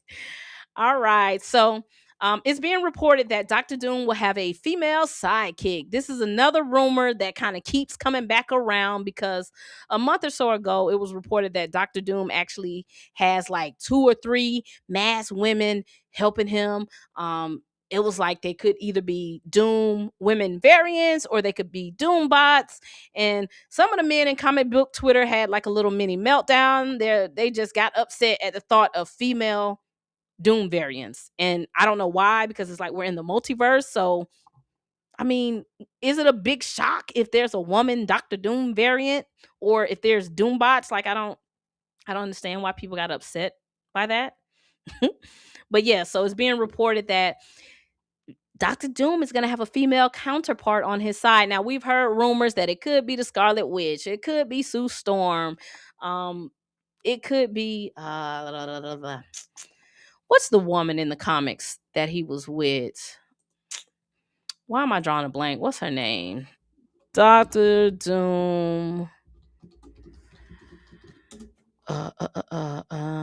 What's the woman in the comics? Not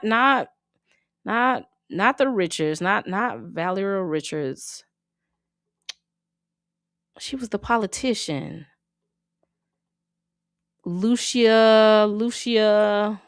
Dang, why I can't think of her name. Lucia Von Bardis. Yes, that's what it is. Yeah, it could be her. So it could be a lot of different potential women counterparts. Blue gave me a super chat, a cityscape. I don't know what the hell that means, Blue. Clarify yourself. Lawrence says Doom Brides. She said, I ain't paying for Doomsday. I'm sneaking in.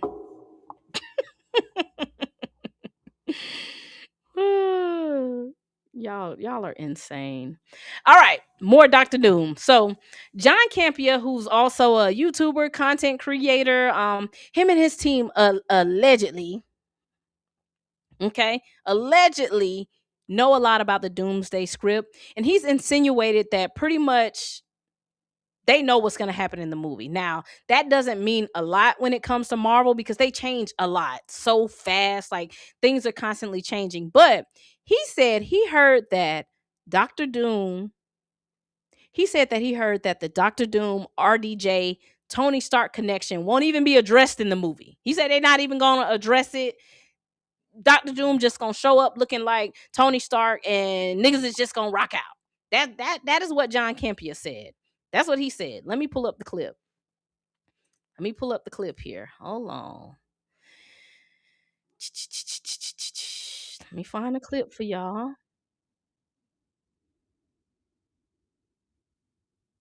Let me find it. Share screen. Boom.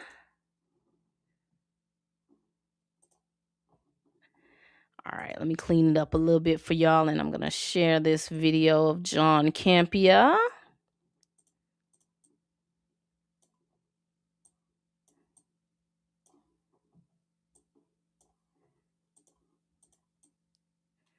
All right, so this video is going to be concerning him talking about they're not going to address why Dr. Doom looks like RDJ in this movie.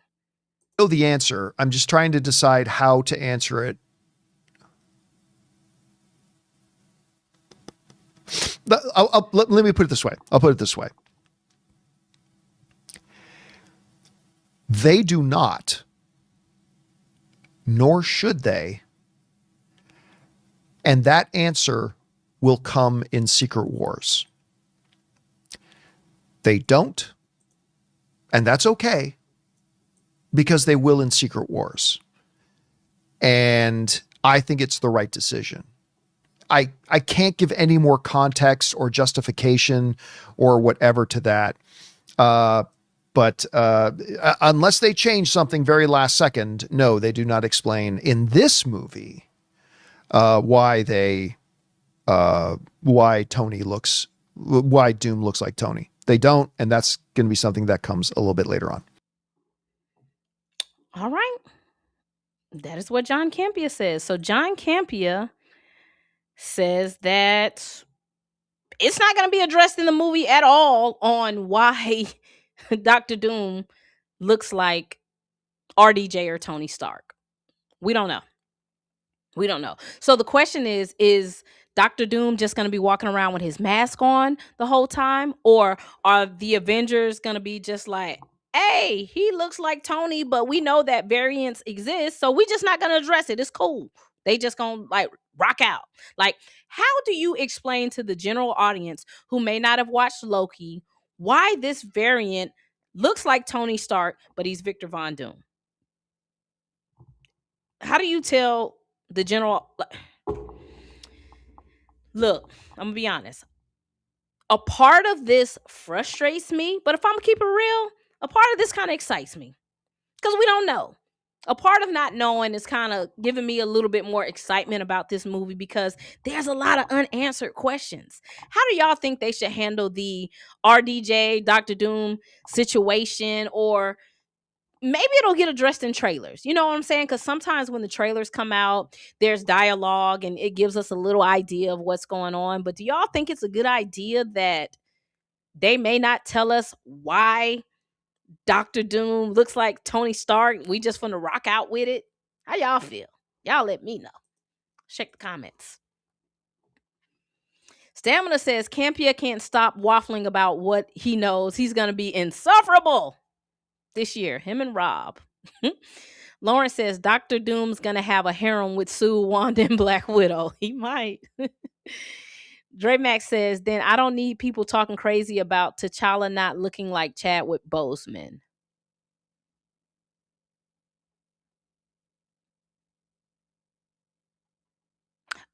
I think if it's a variant, you ain't gonna have problems. I think if we do a variant T'Challa, you won't have problems. But they got to explain variants, which they obviously are going to explain variants.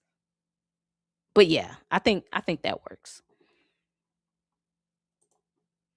Lawrence said he should just be Doom, no relation to Tony.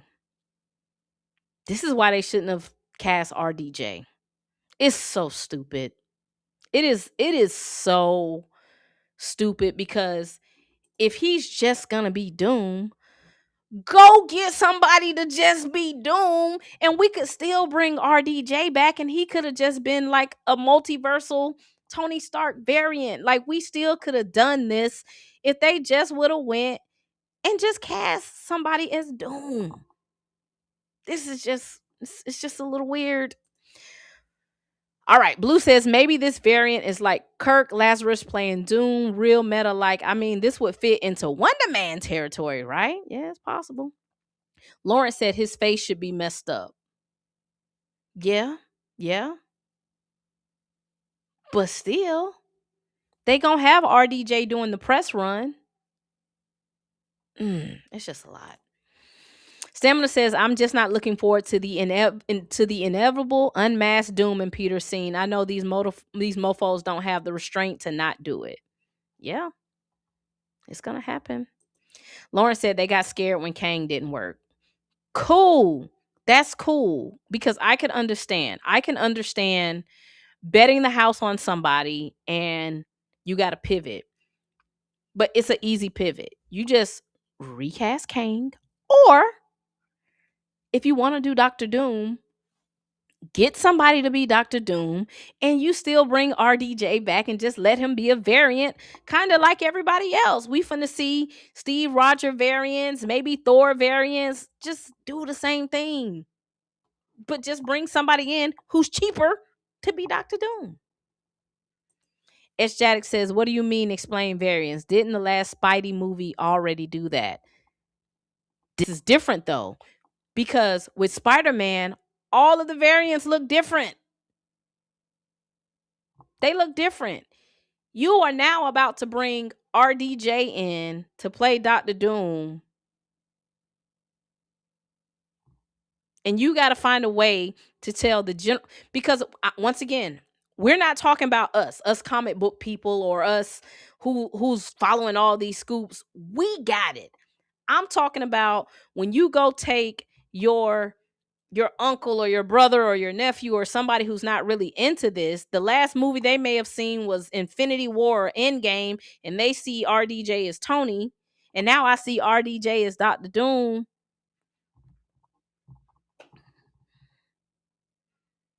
Six the Truth says he's not Tony or Doom. Lawrence says he's probably a Kang variant. Dre Max says Tony should look like Lord Voldemort. Yeah, maybe. S. Jaddick says Quantumania destroyed Kang, losing to Scott Lang. They could have rebounded for that, though. They could have rebounded. I mean, it was bad that he lost, but we could have worked around that. Black Mama said should have got Cillian Murphy for Doom. Man, look, I know 8 people that could have been Doom. I know 8 people, like off the top of my head, that could have been Doom. You could have got the guy who plays Jaime Lannister in Game of Thrones. He would have been a great Doom. You could have got Cillian. The guy who's playing Lestat in Interview with the Vampire. He would have been a great Doom. Because Doom, he sometimes got a little ego. He got a little, you know what I'm saying? Like, man, there's so many people who could have been Doom. But hey, we'll see how it goes. We are going to the last and final topic, y'all.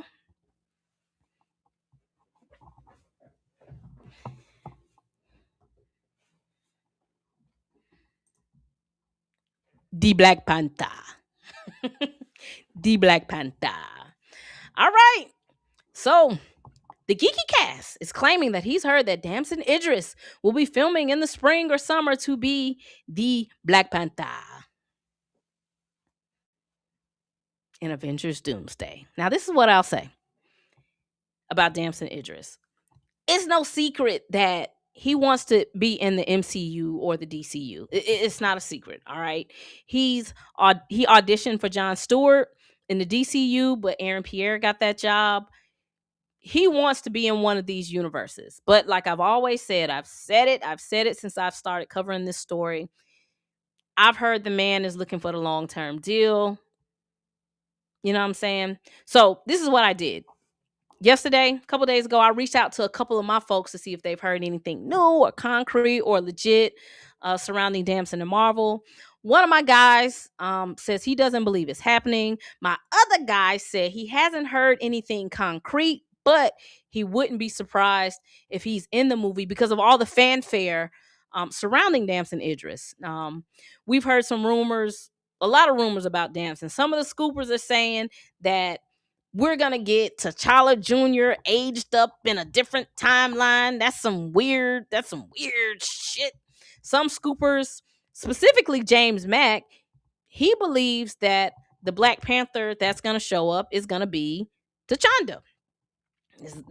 And what I'll say about James Mack is James Mack, he's hit on some stuff. He's hit on some of these rumors that's coming out. So we just got to wait and see what's going on with Damson.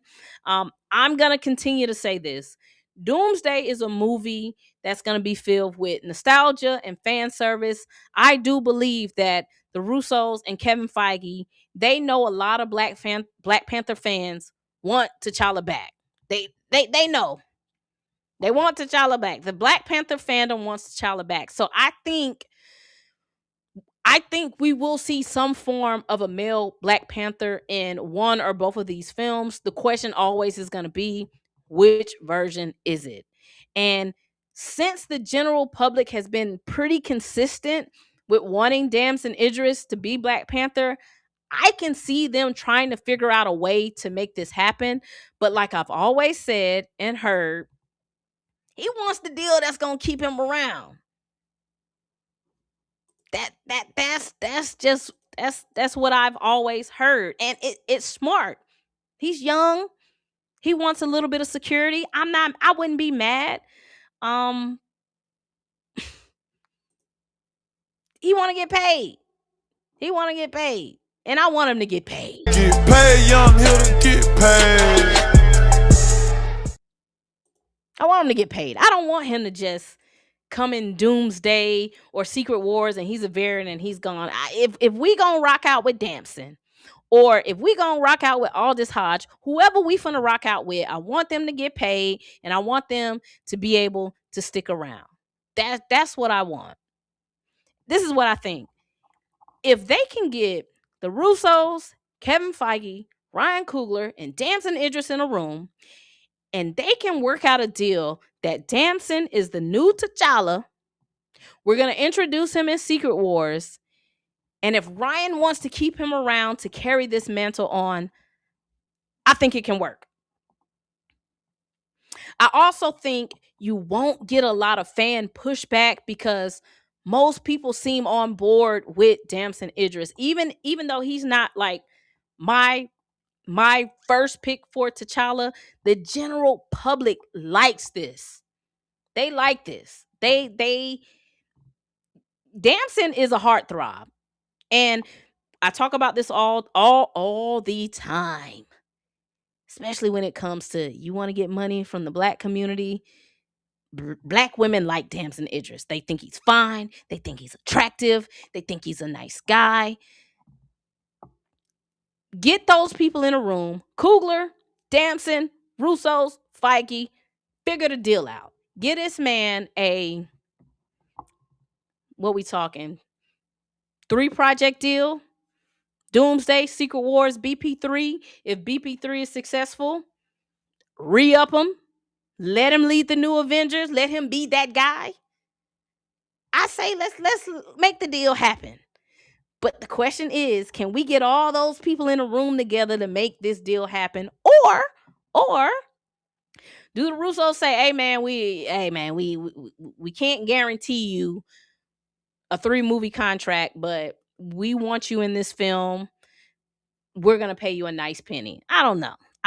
Now, if they go the route of T'Challa and he's a variant from another universe and he's T'Challa's grandfather, the problem with doing that is if you introduce T'Challa's grandfather, he shows up, he kicks butt, and he's Damson Idris, I think the fans are going to want him to stay. But unfortunately, he wouldn't be able to stay if you go to T'Challa route. So this is going to be a roller coaster consistently, I think, with Damson Idris. I think this is good for his career that his name is consistently being surrounded around Black Panther and T'Challa. You can't pay for this type of publicity. People pay millions of dollars for this type of positive publicity and marketing. You just got to get all these people together and make this deal happen. And the question is, can they make the deal happen? You know what I'm saying? So I think it has to be a variant T'Challa. I think everybody would be on board with the situation. I think that would be an easy way to go. You can keep the damn child. Baby T'Challa Jr. can still be, it'll be a little weird, but they can figure it out, or you just reset it and he got a child. I don't know. I think they can figure this out. I would hate for him to just come in and either be a T'Challa variant for like 1 or 2 movies and he's Shuri's grandfather. It's just... And don't get me started on the rumor of it's T'Challa Jr. aged up from another universe. That is insane. Oh my God. That is crazy. Now, if the Russos circle back and say, hey, bro, we can't promise you a job to stick around in the MCU, but we really would like for you to cameo as a variant Black Panther, does this deal make sense for Damson? If he only shows up for 1 or 2 movies, and then when the world is reset, we going back with T'Challa Jr. or Coogler's story, only time will tell. But I'm pretty confident. We're going to see a male Black Panther variant at some point.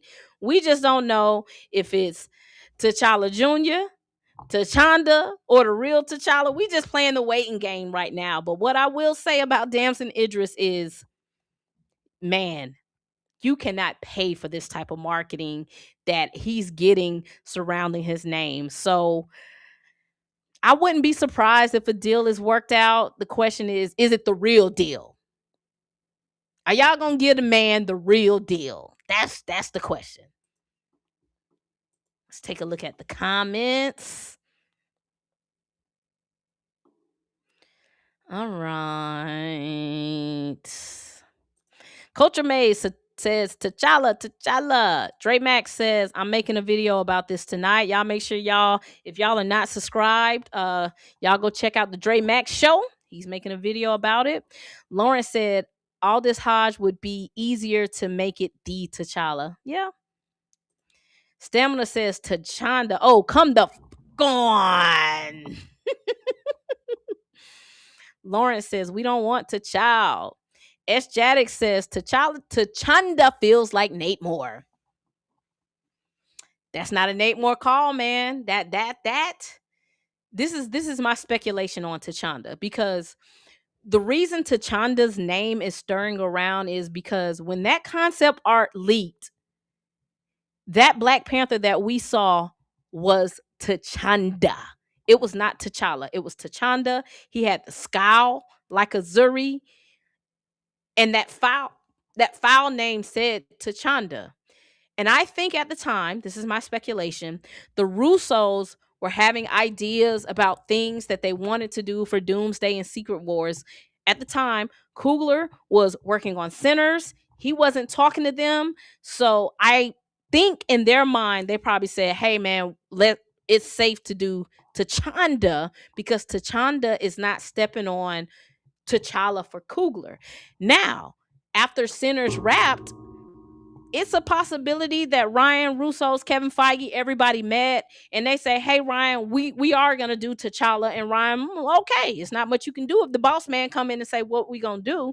But the reason T'Chanda's name keeps swirling around this stuff is because when that concept art leaked, that's who that Black Panther was. He was T'Chanda. He wasn't T'Challa.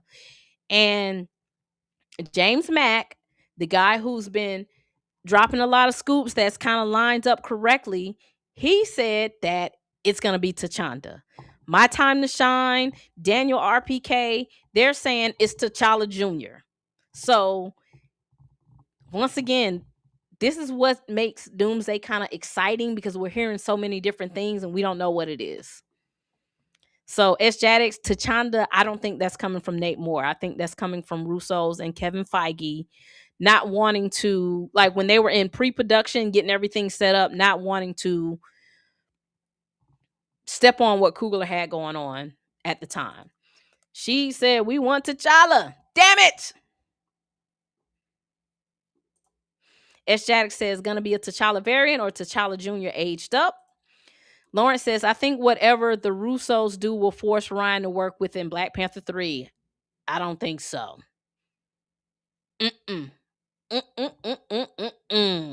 No, sir.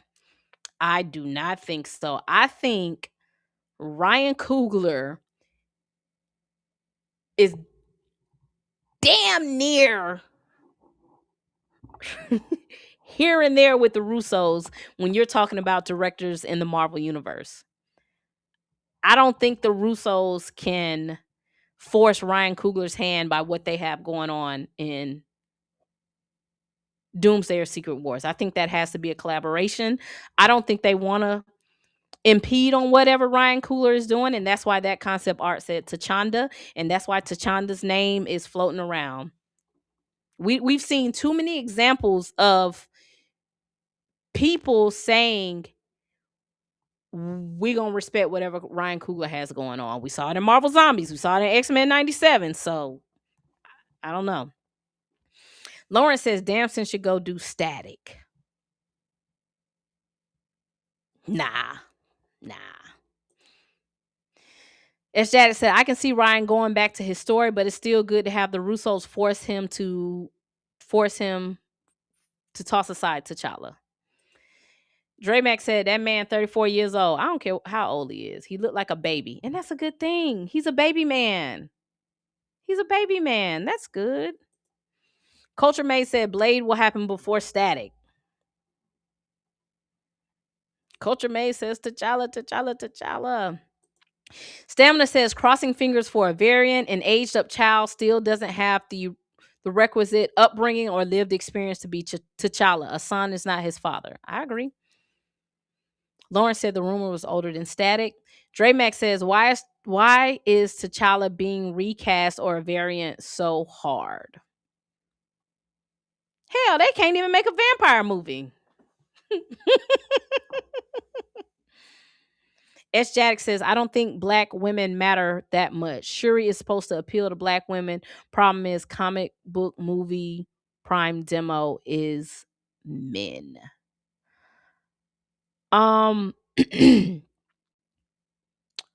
You would be surprised at the demographic of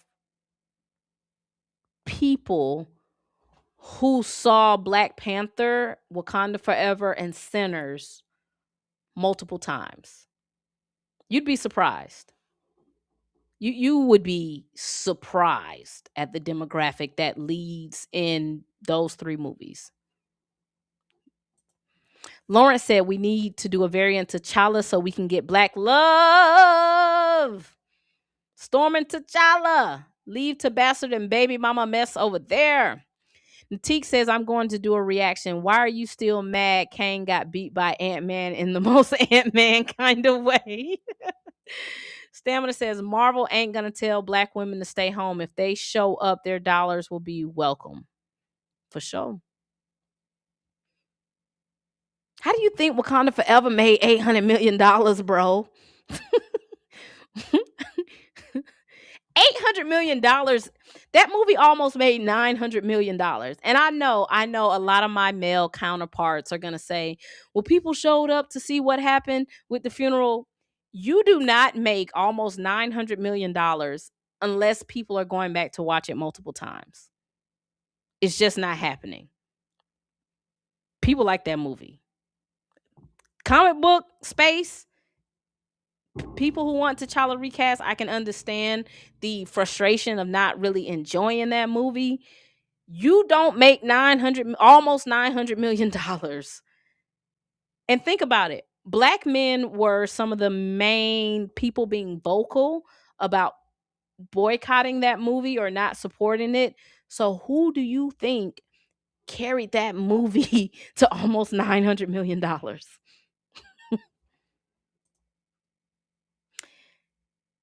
Eshadic says, I mean, if he's T'Challa, then you can still make him T'Challa after the soft reboot. Yeah, but why do that? Just bring in an older, more mature actor to be T'Challa. This goes back to what I heard of maybe why they was looking at David Oyelowo. Let me pull up David so y'all can see who that is. Oyelowo. Let me pull him up so I can show y'all. Hold on.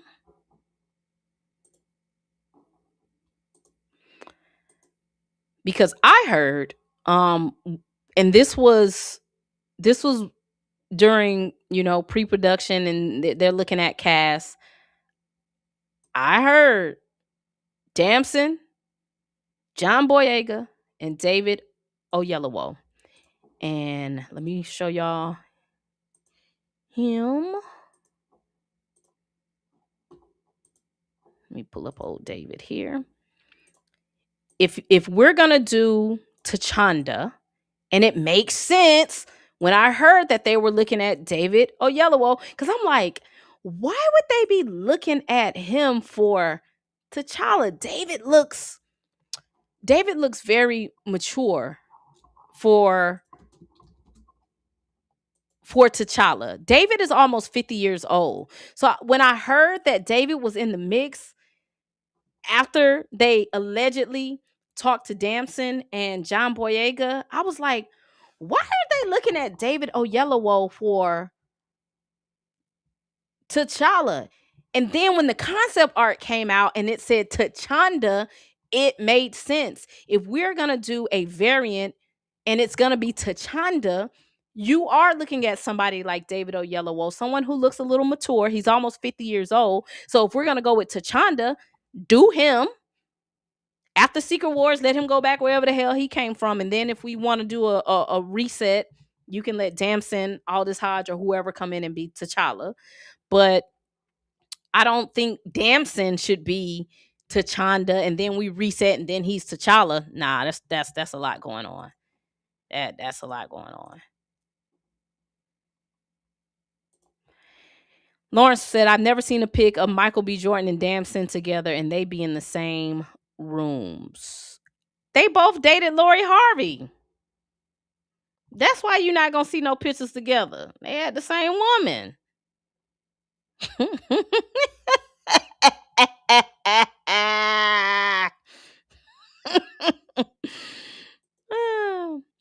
Lawrence said, heck, I would take a variant Michael B. Jordan or T'Challa over T'Child. I mean, looking like your grandfather ain't that weird. It's not. It's not. Lawrence said the leaked concept art did say the granddaddy. S-Jadix said, nah, then Damson should go for an X-Men role. Bishop, help, Blade is probably open. Yeah. I don't think he's Bishop. He don't give me Bishop. He could be a young Blade. I could see that, but definitely not Bishop. Lawrence said that boy ain't built like Bishop. Six the Truth said that he's Bashanga. Possibly. Dre Max says, I believe T'Chanda could have been a code name to not leak T'Challa being in the movie. Cap. That's Cap. He even looked like T'Chanda. He had the cowl. The concept art had the cowl like T'Chanda, and it had T'Chanda's weapon. Now y'all gotta make me pull up the concept art. Damn it. Black Panther Doomsday concept art. That was a 1000% T'Chanda because he had T'Chanda's spear weapon thingamajiggy that T'Chanda has. Where's that?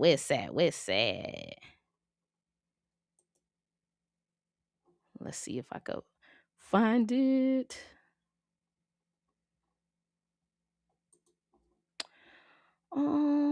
Open tab in new window. Bam, bam, bam, bam, bam. That was definitely T'Chanda. It was not T'Challa.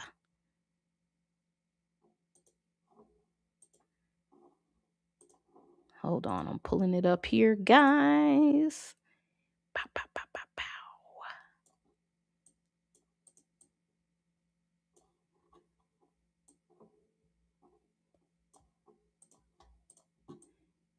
Yep.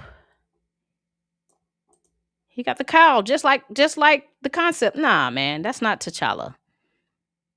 And it wasn't a code name. Nobody else had code names. Why are you doing a code name for T'Challa? Everybody else had their real names. It don't make no sense to do a code name. Don't think so. Could be wrong. We all speculating. Could be wrong. They could have easily got the brother Sterling K. Brown as T'Challa. Nah. She said, I roll. All of this is unnecessary. Six says, so is it fair to assume that Peele is joining the MCU and Blade being canceled? He's doing Midnight Suns. Six, you got to go back and watch. I don't know if you were here, but we talked about Jordan Peele. I don't know, man. Lauren says, T'Challa for the dollar. Stamina says, even if not Nate Moore idea, T'Chanda sure smells like something he'd be behind. Y'all be giving it to Nate. Six the Truth says his name is Toussaint. Happened with Thor, and they had to change it in the solo movie. Exactly. So what Lawrence is saying is the Russos went in during Doomsday. Not Doomsday, I'm sorry. The Russos went in during Endgame, and if y'all remember when Endgame ended, they had Thor with the Guardians. They made a decision. And when James Gunn came in, he told Kevin Feige, I ain't doing that. Get the Guardians up out of here. We not finna do no get Thor up out of here. We not finna do we ain't doing that. No. And guess what? Guess what Kevin Feige told James Gunn? Oh, don't worry about it. Taika Waititi's gonna handle it in Thor: Love and Thunder. So the Russos can do whatever they want in their movie, but it's no guarantee that people are gonna, like, Ryan Coogler has to follow that continuity in Black Panther 3, or James Gunn did not follow that continuity in Guardians 3. He told Kevin Feige, hey man, Thor, get him up out of here. We not finna do that.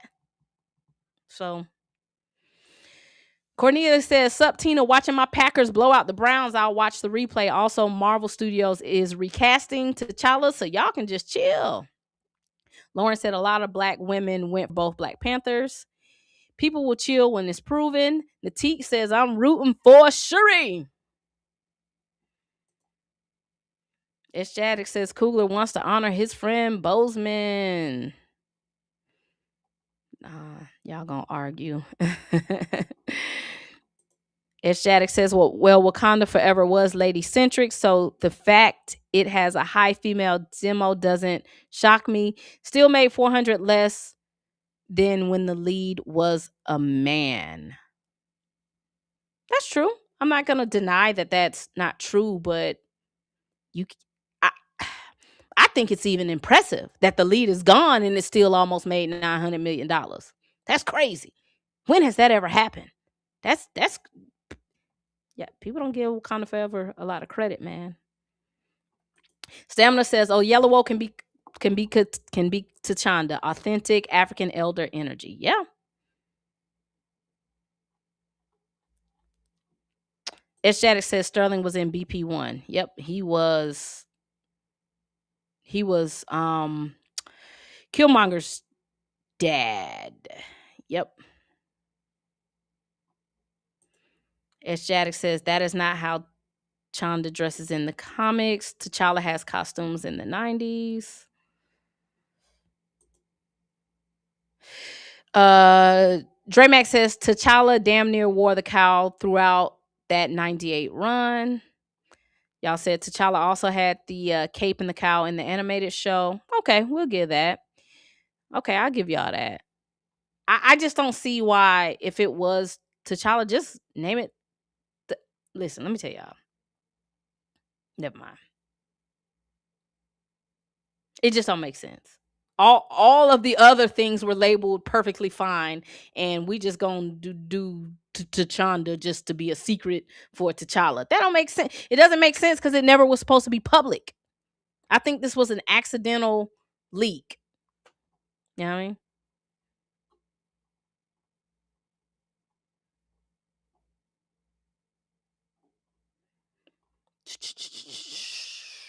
I'm just seeing if I'm missing. Puma Lee says, what up, Tina? It better be T'Challa, son of T'Chaka, not the child. Stamina says, who the hell is in Jobu? Theo Butler. Theo got so mad at me one day. Theo cussed me out, bro. Theo was pissed at me. S. Jaddick says, but the concept art was dated before the Russos came back. Nah. Nah. you know how I know that's not true? Because that concept art had Wiccan in it. And the Russos were back before Agatha All Along came out. That was recent concept art. That was not old concept art. Because Wiccan was in it, and he was as accurate as he was in his TV show. And the Russos were announced back definitely before Comic-Con. I want to say the Russos were brought back earlier that year, maybe the previous year. So no, that concept art was not before the Russos. That concept art was new. Lawrence says Shuri, Namor, and N'Baku seem ready to die. Black Man Mamba says, isn't Denzel playing T'Chanda in Black Panther 3? I don't think so. We don't know who Denzel is playing. A lot of people think he's gonna be Chabi, the villain. I don't think so. I think Denzel is probably gonna be a mentor figure to whoever the Black Panther is at the time. Last I heard, Black Panther 3 was a coming of age story about T'Challa Jr. Shuri would still be being the auntie, and by the end of the movie, you know, we rocking with the kid. He the new guy. So I could see Denzel being a mentor of some sort to the little boy, but everything is up in flux now because of Doomsday and Secret Wars. So we don't know. Six the Truth says Russos have been cooking this up since 2018. Whenever they did that interview saying they were coming back to wreck Dr. Six, I don't care what the Russos said in 2018. I don't care what they had been cooking up. After Endgame, they left. And if Jonathan Majors would not have been playing in the snow, right now we would be talking about Kang Dynasty.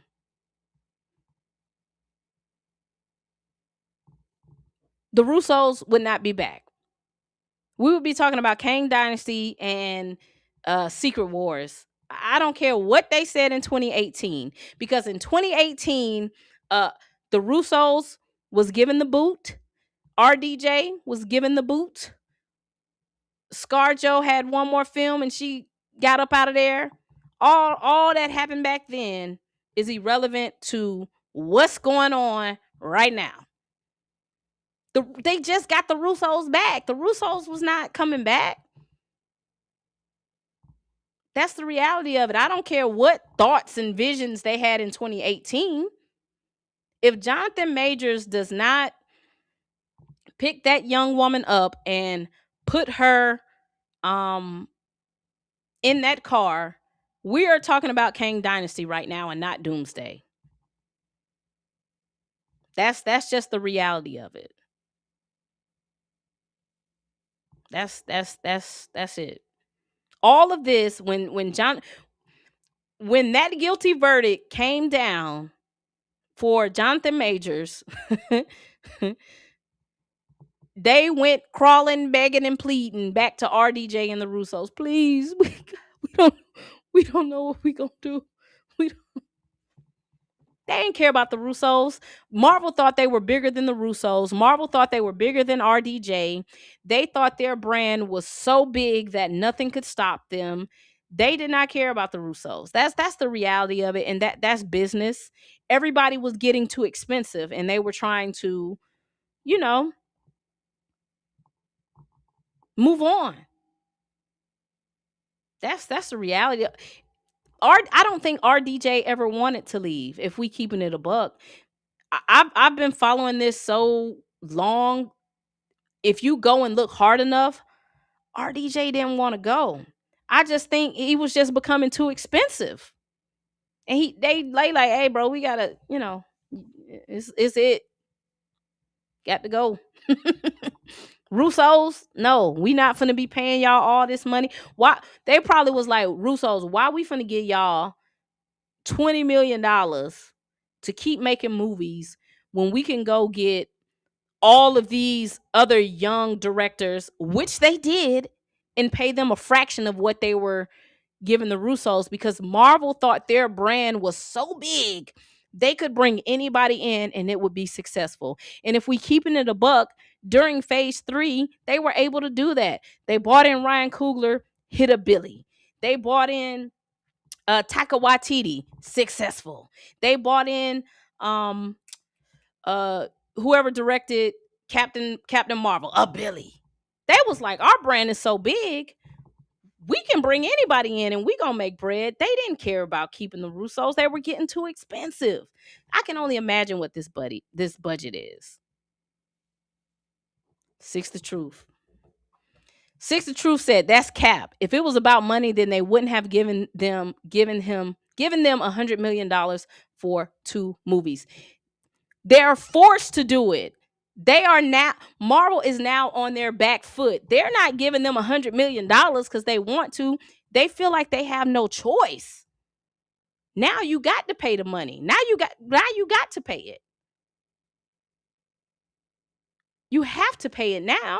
It's a tax. You done got taxed. But back then, they did not feel like, why the hell do I need to keep the Russos around and pay them all this money? We can just go get any young director off the street, put them in this Marvel system, and we gonna make bread. That's how high they were.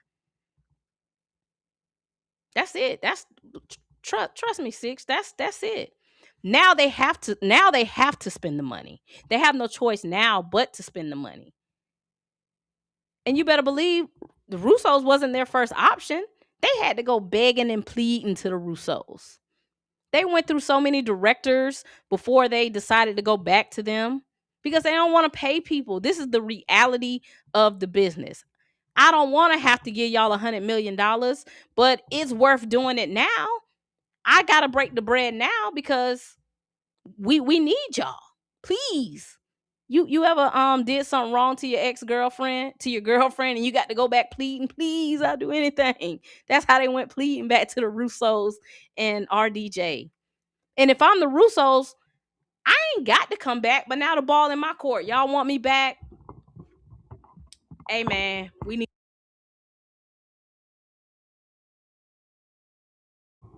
Y'all want me back? If I'm the Russos, hey man, I need $100 million. Yeah, I need it.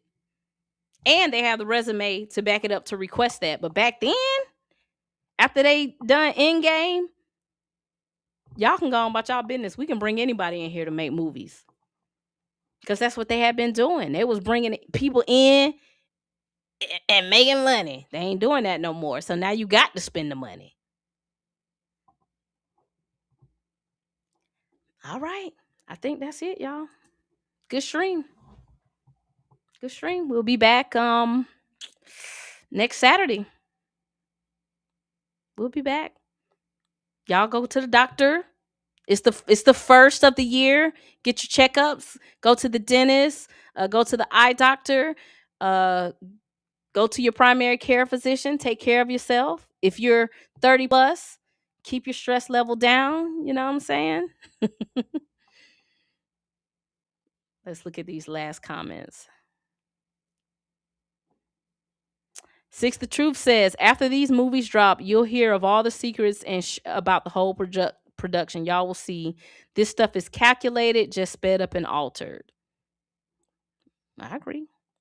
Stamina says, right, when Secret Wars was first announced, everyone went straight to the Russos on You're Doing It Right, and they were like, nah. Marvel took their sweet time getting them back locked in. That's for sure. Bruh. They wanted Coogler to do Secret Wars. You better believe. And I'm not saying Coogler would have been the best pick for Secret Wars. But if Coogler said, cool, I'll do Secret Wars, yeah, I'd rather give Coogler $20 million than the Russos $100.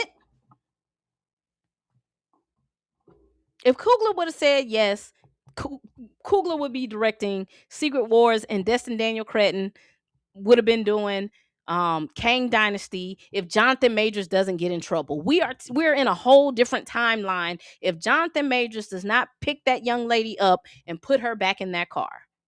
We having a whole different conversation today. That's the reality of it.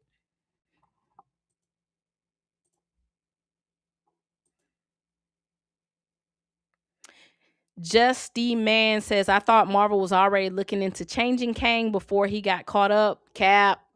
That's what they said, but I don't believe that. I don't believe it. I don't believe it. Puma Lee says Marvel needs to get great writers for sure. Culture May says peace out. T, peace and blessings, my people. Stamler said that's a lie they're telling. That's right. They was not finna pivot from Jonathan Majors. They was locked in with that man. You went from paying Jonathan Majors $20 million for 4 to 5 appearances to having to pay RDJ $100 million plus the back end for 2. Which deal as a business are you wanting?